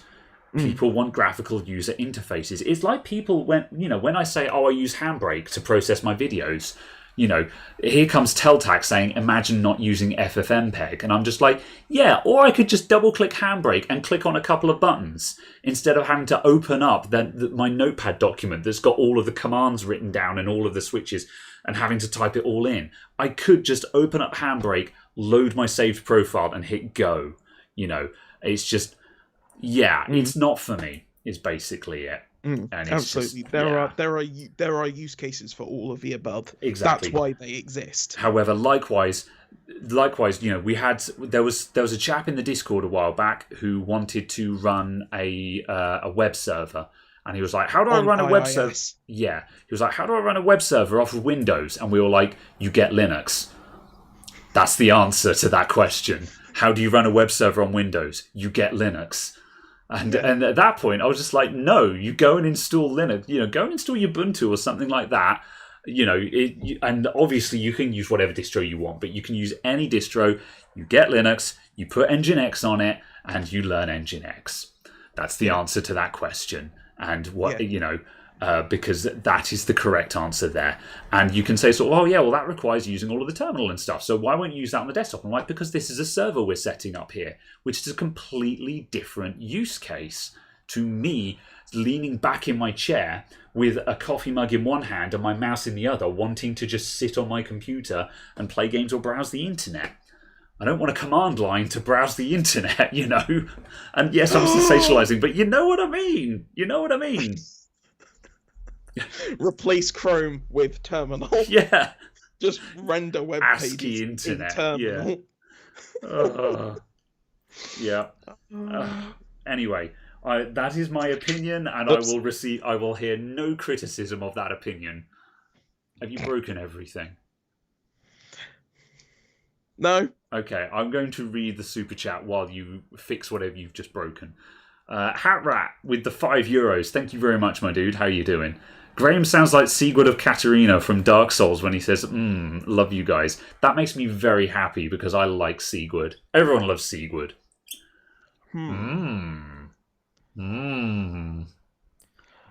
Oh! You had me down. Oh, I'm loath to admit it, but I've been had. Onion Bro is the best. Anyway. Right, okay. I'm against my better judgment. I'm going to quickly scan the chat. Okay, this is okay. I think I'm fine. There's a mixture of people who agree with me and people who doubtless disagree with me. I'm going to grab a can of Rio I've got to one side because my throat is dry. They call her Rio, and she dances on the plains. Does she? I'm also going to turn off my heater. The Rio dancer, dance the Rio flame. Come on, it's Duran Duran. Ignoring the fact that I'm not actually singing, but yeah. Yeah. What have you actually broken? Because it looks like you've broken something, and you've got to share it with the class now. Oh, it is butter stylus. Okay. and I lost my battery. Oh, is that a 4A battery? Yes. I've never seen one before. The smaller the battery, the greater the screen. Yeah. You've got your AA, your AAA, and your quadruple A, Yes. All right. Let's see. Do you think the MacBook Air without a fan would be up to heavy tasks like heavy video editing and photo editing, and the cooling of the system would keep on working in years to come? Yes. There's no moving parts, so why would the cooling system stop working? Caradog, you're missing the point and you know it. The MacBook Air throttles like a bitch. No, he's talking about the M1 Mac. Oh, the M1. Yeah. Oh, okay, yeah. The question was about the M1 Mac, and there's no moving parts. Yeah, the M1 will be fine. In the Air, in the Mac Pro, there is a little fan that goes whee. Fair enough. Yeah. So yes. Yeah, it would be up to it. I don't want to speak from experience though. I don't know. I wouldn't. I can't. I've seen the first generation one. Yeah, I think that's my only reason why I'd say I wouldn't get one. Yeah. However, if you're already inside the Mac ecosystem, already doing all of your stuff on Macs and stuff, they're not a terrible option. When you're working on just spec sheets and reviews alone, and you've never actually used one before, all the signs say that the M1 Mac is pretty darn good and a very surprising debut for Apple Silicon in a computer. However, it's one of those things where I will reserve true judgment for when I've actually used one and I've tried doing various things on it and tried doing things that it's not supposed to do and then been like, hey, it actually handled that pretty gracefully. Everyone says, there's loads of reviews that say we've done this, this, and this, and we've thrown all the curveballs at it and it handled them gracefully. And I'm like, that's what you say, but it's just such an unbelievable thing that I need to see it to believe it. But also, as Caradog just said, it's a first-gen Apple product. And Apple have proven time and time and time and time and time again, don't ever buy a first-gen Apple product. Yeah. Because A, there's always something wrong with it at some point, and B, it will always have significantly shorter lifespan / support than the second gen will. So, it's a case of it seems like it's really good, but I would still wait for the second generation. Absolutely. If you've got no other choice, then sure, buy one. I'm sure it'll be fine. But then also, if you do that, I would imagine you're probably the kind of person that may be upgrading every 3 or 4 years anyway, in which case it's not going to bother you. However, there's a lot of people that go out and drop $2,000 on a Mac because they expect to get 8 to 10 years out of it. Because you can do that with Apples. A lot of Apples will give you 8 to 10 years service. And I know that because I see the Apples that are sort of 6 to 8 years old in my shop all the time. And a lot of them are still going strong. And I'm like, yeah, this is fine for what you need. You don't need to upgrade. However, the first gen M1 Mac, it ain't going to give you 8 to 10 years. Mark my words. Now, if you don't plan on keeping it that long, then that doesn't concern you. However, if you do buy one expecting to get 10-year life out of it, I think you're going to be disappointed. Indeed. Yes, I slightly broke myself trying to look up something, and if you look in the contributors chat in Discord, you'll see the equation that I happened upon by accident. Okay, hold on a sec. And yes, just look at that and just kind of go, oh. Let me... Right, contributors. Let me scroll past all of these fucking memes. What is that and why? What is the relevance of this bonkers equation that you've put? I was attempting to look up what type of maths. Also the memes though. So Karen. What type of maths was done by the Open GROMACS core, and instead it came up with that, and I was just like, oh no. Oh no, oh no. Well, as far as I'm concerned, it's a random string of letters and numbers and Greek. Yeah, so... but it was the fact I looked at that, and that's apparently an entirely standard formula that, people can just do stuff with, and I was just like... Fair enough. Oh no. I'm sure there's a subreddit that is quite interested in that. So... Exactly. I am quite certain there are many people who know an awful lot more about maths than I do, yes. who will easily look at that and go, well, aren't you stupid? I'll just be like, yes, I am. Yeah. Very well. I added numbers together correctly today. That makes me happy. Good. First gen iPod Nano was fine. Probably. Yeah. The iPods were all pretty... Yeah. I mean, with the exception of even the very first iPod was pretty good for its time. Yeah, the iPod has done pretty good for first-gen products, I'll give you that one. Firewire iPod was best iPod. Well, yeah, it was. Yeah, I agree.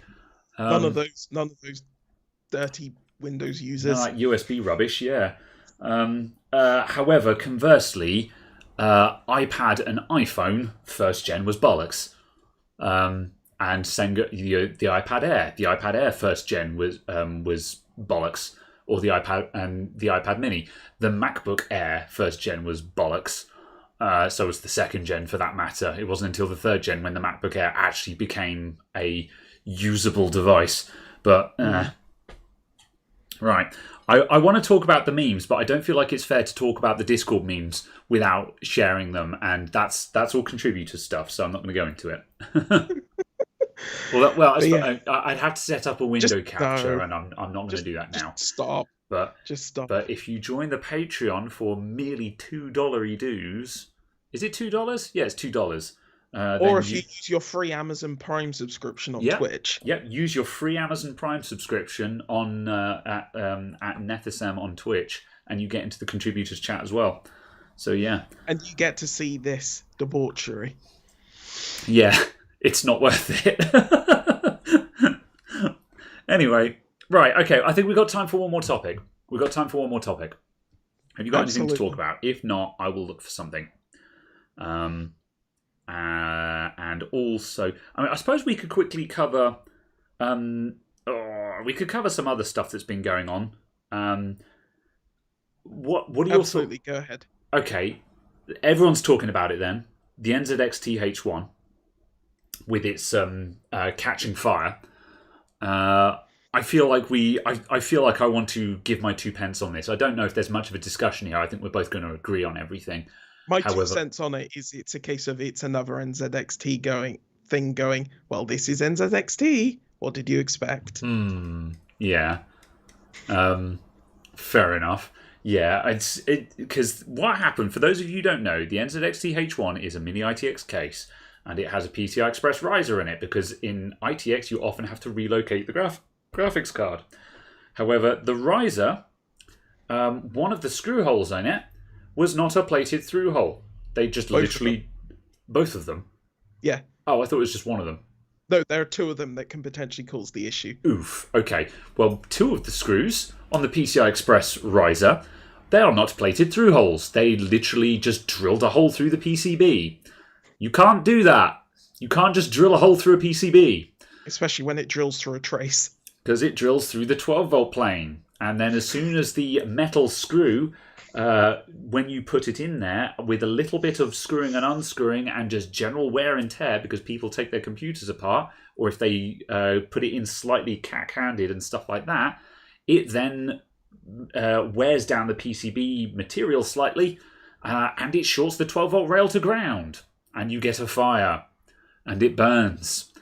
And NZXC's initial response to this was to send everyone plastic screws, which will not short it out, which is like, that's not a solution, that's a workaround. but they took the case off sale. So I was like, fine, okay, well, that's the one was just like, hey, you twats, stop doing that.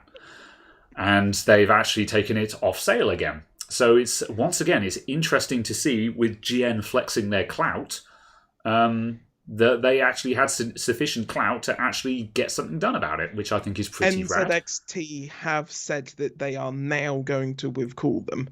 Yeah. This was about 3 hours ago. They said they were going to redesign the PCI Express riser. They're going to recall them. Oh yeah, they sorry. are working with someone to recall all of the units. Yes. So however, they also what they should have done. Yeah, they are recalling the units, but they also said that they will be redesigning the riser in order to start selling it again, which seems good. But what confuses me about this situation is I just find myself thinking, why didn't you redesign this when you re-released the case anyway? Because it's like, this problem isn't difficult to solve. All you need to do is just issue a new Gerber file for the PCB that is plated through holes on those screw holes, which is A, how it should have been in the first place, and B, really easy to do. And like, that doesn't even require retooling, because you don't, it's just, I think that's what baffles me about this whole situation is, and I think I'm baffled because I want to see the best, but actually that kind of is, I think this is what makes NZXT really scummy and in the wrong on this matter, is the fact that they didn't fix it when they first found out about it causing fires. Exactly, yeah. And I'm just like, why didn't you just make a new PCB for the riser? And then, and instead of sending out nylon screws to everyone, say, yeah, please fill out this form and we'll send you a new riser. Like, surely they should have known that this was going to continue to be a problem. That's what really is weird. Warehouses with boxes of PCI cables. That must be the answer. But that's the thing, is just like, the problem is they can't have possibly thought that just sending out nylon screws with it all would actually be a solution. It's, I don't know, like, even if you got warehouses of PCI riser cables, then you should have known, we're going to have to chuck them all out then, aren't we? I don't know. Probably, yeah. Or failing that, it's a matter of, I guess it depends on when you get into scale, because part of me is just like, well, I don't know, maybe you've got to pay a couple of guys to sit in that warehouse, open up all of them, and put a different PCB on the riser, But, or maybe it's just cheaper just to bin them all and buy new ones. But, yeah, I don't know. It's a bit of a shame. And once again, I think it screams of the fact, I think this screams of the, I have never seen the H1, and I'm curious as to see what it looks like, because, I'm curious as to see that PCI Express riser in person and just see how easy it is to damage it, because it kind of, again, this is another example, it feels to me, of manufacturers that design PC cases but never actually test them. And I feel like it's a case of whoever is testing the products at the design level is not actually testing them. Because anyone with half a brain would have looked at that and said, that's going to turn into a problem. That needs to change. Exactly. Especially when it's something so simple as a plated through hole. Yeah, absolutely. They are indeed they are issuing replacements, recalls, and refunds, supposedly. And they're supposedly working with the CPSC, whatever the CPSC is. I presume it's an American body for some sort of like consumer protection something. Yeah. They're working with them apparently on the recall. So interesting. It's just like, ugh. Yeah. How did you expect to get away with it? Yeah, like Jay's 2 cents said, they made a calculation of all the potential court cases, and they figured that would be more expensive than the replacement. That's the Fight Club formula approach, and part of me really hopes that's not the truth, but the other part of me is just like, yeah, that's probably totally what happened. For those of you who don't know, in the movie/book Fight Club, the Insomniac's job was to apply the formula. He works for a car manufacturing company, And every time one of their cars is involved in an accident due to a manufacturing defect, it's his job to go out there and assess what is more expensive, paying everyone off or actually recalling the vehicle and fixing the problem. So yeah, and the idea is that more often than not, it's cheaper just to pay everyone off, pay for all the funerals, pay for all of the damages that the manufacturing defect causes. That is still cheaper than actually fixing the defect. That's how it goes in the film. And that's obviously what Jay is alluding to when he reckons that the potential court cases will be more expensive than a replacement. Yeah, I don't know. I could believe that. And that's very depressing, but entirely possible. But yeah, absolutely. It is kind of a case of you have to calculate those costs. Yeah. There is a value to human life in a financial calculation. Yeah. And that sucks. I think that, and presumably that is exactly what's going on here. Yeah, because it's kind of also the case of, in a sense, when you've got product liability and so on getting involved as well. I love it how I'm looking to the right here to look at Caradog, because I've got him on the screen next to me, but he's not there, so I'm just looking over there. Yeah. In your hearts and minds. I'll carry on staring into this camera instead. But yeah, that's kind of a question that you have to ask. Yeah, what cost is it? But I'm surprised that they didn't think that the cost would be higher, given the fact that if there is an actual claim for loss of life, that's going to be close to $1 million. Yeah. If there's an actual claim for property damage, that's going to be several $100,000. That's the thing. I mean, when you're calculating risk, you have to consider what is the worst possible thing that could happen in this situation. And as soon as when you've got a product where there is a strong possibility that it will catch fire and burn a house down, it's a case of you can't mess about with that. That is the worst possible situation. It's a case of them being found directly or vicariously liable for the resultant damage. Yeah. What is the likelihood of that? And also, what is the likelihood of there being a total loss on the property? And also a case of what is the likelihood of there being even just a major loss on that property? Yeah. So, and the likelihood of being able to prove that it was as a result of this manufacturing defect. Because let's face it, if a house fire takes hold and burns the house down, the fire inspectors come in and they say, "Oh yes, the computer caught fire," and it's some souped-up gaming rig. It's a case of, well, they're just going to assume that it wasn't built properly and it was the fault of the owner. That's where that's going to go. It's just like if we're going to get really vicious with this, if we're going to go there, do you reckon that's would they have factored that in, or are they going to do, or is that fire inspector going to go, "Oh, that's an NZXT-H1. That's a manufacturing defect on that. Wasn't the homeowner's fault." Yeah, absolutely. It depends. It entirely depends. It would require them to be aware of it, which is obviously difficult because you have to disseminate that knowledge to thousands of people and keep it fresh and relevant to them for, maybe 10 years' time? Yeah. And when you think about it, and you might say sort of, "Oh, yeah, well, surely, fire inspectors have got channels of information for this, right?" And it's like, yeah, but there's also how many hundreds of thousands of consumer products out there. Yeah. And yeah, it's, who knows? Yeah, absolutely. But I think the interesting point you just saying about electrical fires is, as far as I am aware, it has never been proven beyond reasonable doubt that faulty electrics have caused a fire in the past 30 years in the UK. It has never been proven beyond reasonable doubt in a court of law. Huh. Interesting. Yeah. Yeah. I have to admit that it's never been proven beyond reasonable doubt because they have just taken the report from the fire service and gone, "This is what has happened. There is no court case." Yeah. Basically. And it's just very interesting. How about that? Yeah.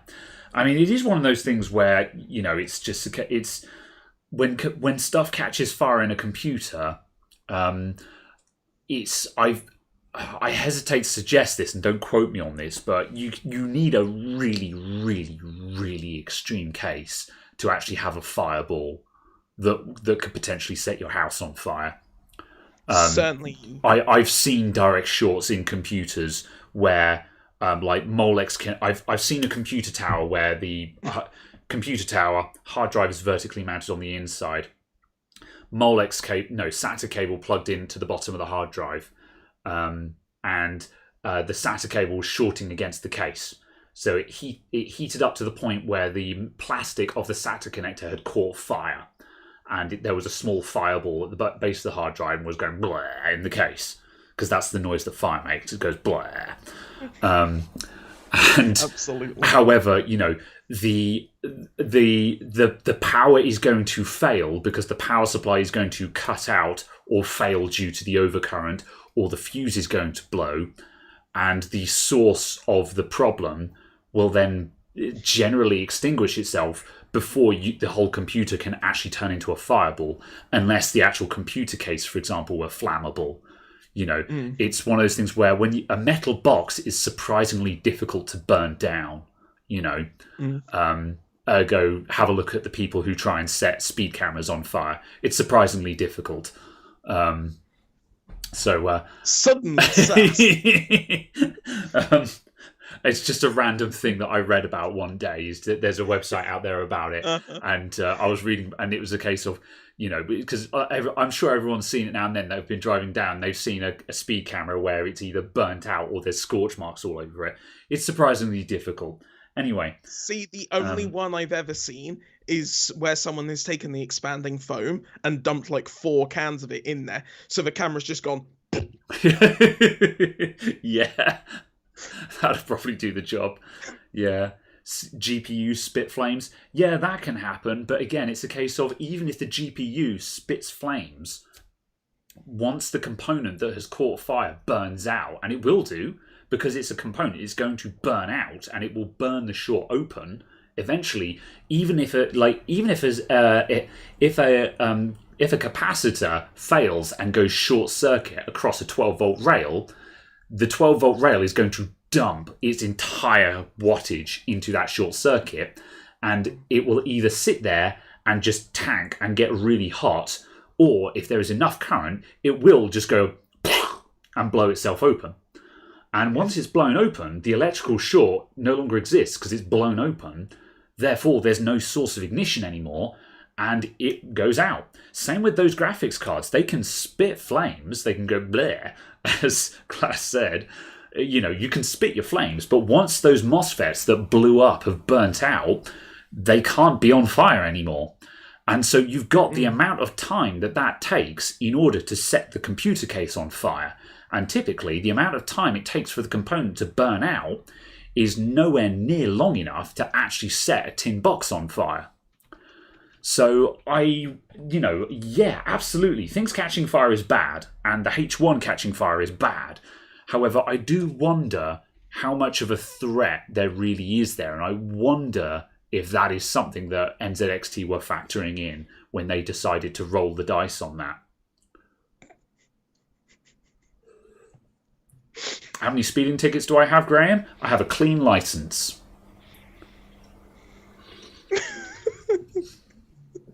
Is that because of other clerical reasons? Well, the question was, how many speeding tickets do I have? And at present, I have none.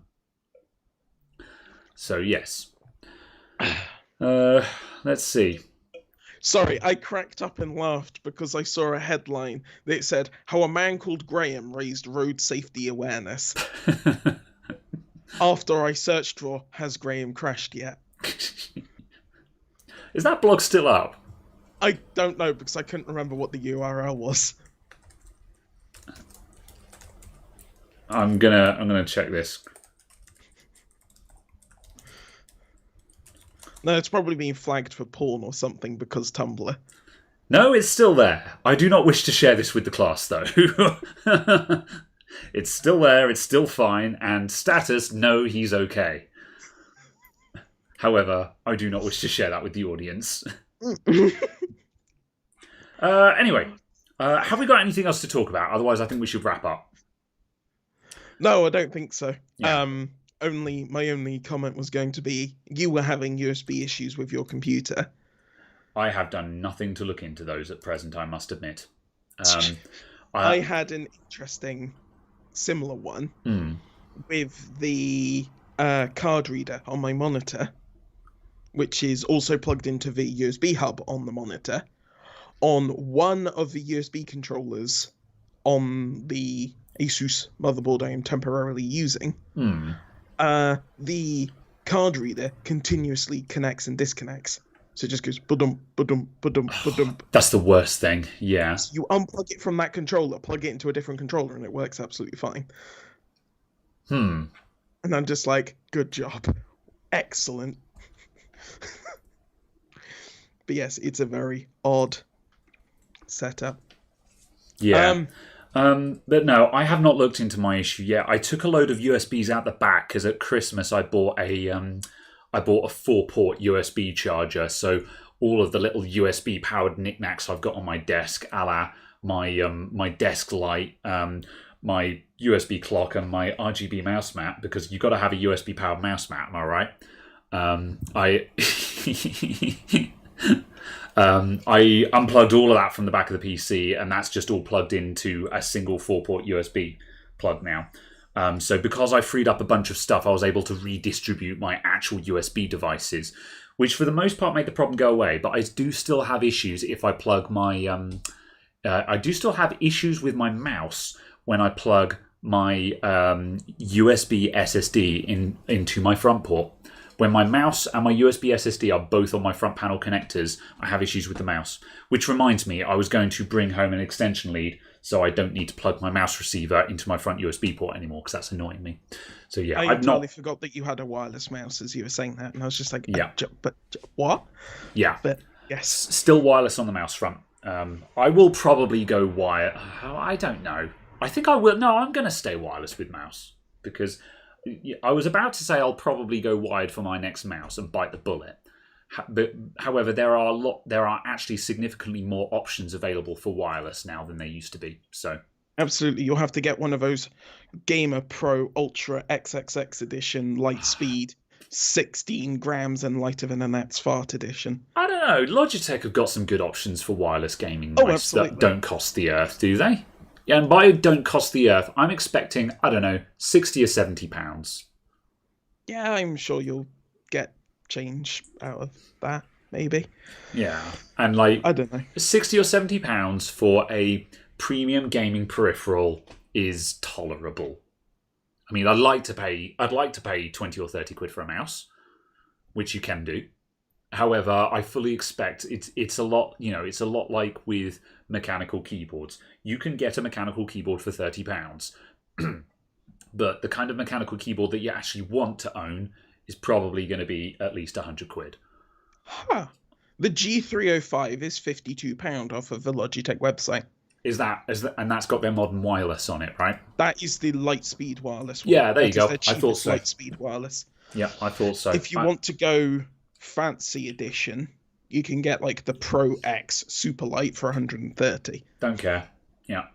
So yeah, if you want more than 2 buttons though, you're looking at £70 for the G603. Oh, what was the cheapest one that you just mentioned? G305. G305 Logitech. I'm just going to get a pic. Oh, the G603 only has 2 extra buttons as well. I thought it had more. I mean, that would be fine with me. It's got a backwards and a forwards button on the side and 2 things. I'm fine with that. I mean, yeah, it is fairly unremarkable in appearance. But then on the other hand, my current mouse isn't exactly fancy, and I quite like it. So I feel £52 feels like a lot for that mouse at face value. However, the thing is that the next follow-up question to that is like, well, what do you want? What do you want it to look like then? if they put some go faster stripes on it and made it non-ambidextrous so it looked more fancy, would that make it worth £52, even though it's the same hardware inside? And I'm like, okay, point taken. I like the color options you can get for it. I really like the blue one. I was about to say I like that it comes in different colors. Yeah. That blue is a very nice ultra blue. And ironically, that's also the color scheme that I'm using in my computer at the moment as well. So that would, but then on the other hand, I don't want to buy a mouse that's the same color as my current RGB lighting, because then I can never change the color of my RGB lighting again. In reality, I'd buy the black one because black goes with everything. Yeah. Maybe I'll buy the white one because white with black accents looks cool. I don't know. Either way, what was the next one up from that? The G503. 603. G603. 7. And the first view of that is a side profile which doesn't tell me jack. Oh my god, why isn't the first thing on the page a nice 3/4 view picture? I hate everything. I just want a nice 3/4 view of it, not weird. Oh, I hate it when people do this. It's like a car advert where they just keep showing you close-ups of the headlights and close-ups of bits of the interior of the car, and I'm just like, what does it look like? You're trying to sell me this car, but you're not showing me what the car looks like. And they're just like, emotion, BMW. And that's the end of the advert. Look at the size of our kidney grills. Yes. I'm getting the same. Okay, everyone watching who cares now, open a tab and type in Logitech G603, so it goes to the Logitech website, and you will see what I mean. I can't find a good picture of this mouse. I can't see what it looks like. A mouse. Yeah. Are you seeing the same as me, Caradog? Do you see what I'm talking about here? Am I going mad? Maybe. That there's not a single good picture of that mouse on that website. Have they got a gallery? Menu. No, they don't. There is no gallery. I'll look it up on heckin' Amazon. Look. I have a solution. I will simply send you a picture. Here, have a picture. I'm angry. Hi, angry. There's no good 3/4 view. There we go. Yeah, you have sent me a 3/4 view picture. Okay. Yeah. All right. That looks nicer. Yeah. But well, no. The G603 is £53 on Amazon UK. But then by that extent, how much is the cheap one then? The 305. 305. I apologise for anyone who's actually still here and still watching, and now I'm just waffling about mice. If you thought you were if you came here for something else, you're in the wrong podcast. Sorry. The G305 is £40. That is very compelling value to me. I still half feel like if we're going to continue the rodent analogy with mice, that wireless ones should be called hamsters. I still think that that's a thing, and I am fully in support of hamsters. God, so I have a mouse and a hamster. I'm really tempted just to buy that. I've been threatening to replace my mouse for years, literally years. And every time I keep saying, oh, I think I'm going to buy a new mouse, I just fix whatever's wrong with my current mouse and keep using it. See, what you need, though, is you need... I don't know. I don't need all of these. I don't need a numpad on the side of my mouse. I don't need that. All I care about is just a backwards and a forwards button, because then I can just map those to iron sights and reload when I'm playing a shooter. But having all those buttons is useful. I mean, if I was playing a MOBA or an MMO, maybe. But I don't care. I use it for weapon switching and stuff in games and things like that. You know what I use for that? I use the mouse wheel. Or numpad. Yeah, but what if I want to go from weapon 1 to weapon 7? I press 7 on the keyboard. Yeah. That then means taking my fingers off of movement, whereas instead I just roll my thumb slightly. I might have accidentally closed the chat for the live stream. Okay, there it I is. thought you were going to say I may have accidentally closed OBS. And I was Yeah. we're just talking to each other, thinking we're streaming, and in actual fact, in a moment, suddenly, oh, the preview's gone dead. Oh well, good night, everyone. Yeah, or failing that, I'm just going tonight when I'm going to sleep. You know when you're falling asleep and just you're hovering around the dream state, and I will go to sleep. I will be thinking about mice, computer peripherals, and I'll be thinking, oh God, am I still streaming? Anyone who streams has had that happen to them at some point where they've been like, oh God, am I still streaming? And they'll keep thinking that they've fallen asleep on stream, because they'll sort of go, oh, when they're going to sleep in bed, and they'll be like, oh no, I'm still streaming and I fell asleep on stream. Yeah. My version of that is from playing Eve. Yeah. It's from regularly going, oh shit, did I actually safe log? Yeah. Oh bollocks, am I just randomly sat in space? Yeah. Oh no. That's absolutely my equivalent. Meanwhile, of that. the chat is actually talking about mice. So, yeah. Right, I think it's time to go. I think it is time to go. I've legitimately dreamt that I've lost supers. Legitimately dreamt that I have entirely screwed up. Everything has gone wrong. I'm going to be ridiculed. And I've had to check my own Z-kill. Eve memes. Right, okay, it's time to go. It's time to go. Thank you, everyone, for tuning in. And yes, Teltac knows the feel as well, apparently.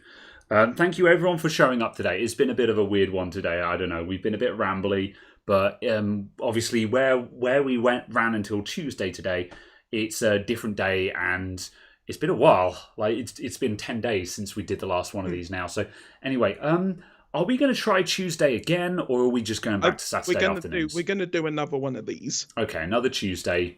And I think what we should do is post a community thing. Yeah. Saying... Oh, yeah, we forgot to talk about community posts. Saturday at 2, Saturday at 7, Saturday at 4, Tuesday at 7 sort of thing. Yeah. Okay, yeah, we'll do that. And give people the option to vote and share and stuff. Yeah. Because, interacting with community pages may engage interaction with other things. Yeah. Well, I don't know if you saw the follow-up. Spiffing Brit posted a follow-up video. I watched the first one. But I meant just the fact of community interaction with your channel is good for engagement. Because engagement is good for algos. Yeah. Yeah, well, at any rate, there was I'll very briefly covering it, super flying overview. Spiffing Brit did a video where he discovered that because no one uses community posts, they are very, very broken in the algorithm right now, because no one is using them. So when one person uses them, they get massively boosted in the algorithm. And he invited everyone to try and do this, to try and break the algorithm at the same time. And it worked, but because everyone became special, no one was special, which is technically exactly how it's supposed to work. And that's exactly what happened. I did the community post, I did the copy pasta from Spiffing Brit, and there was massive engagement on it, but it was all engagement from my audience. Unlike his one, where he got massive engagement from an outside or from the outer audience, which was the significant point.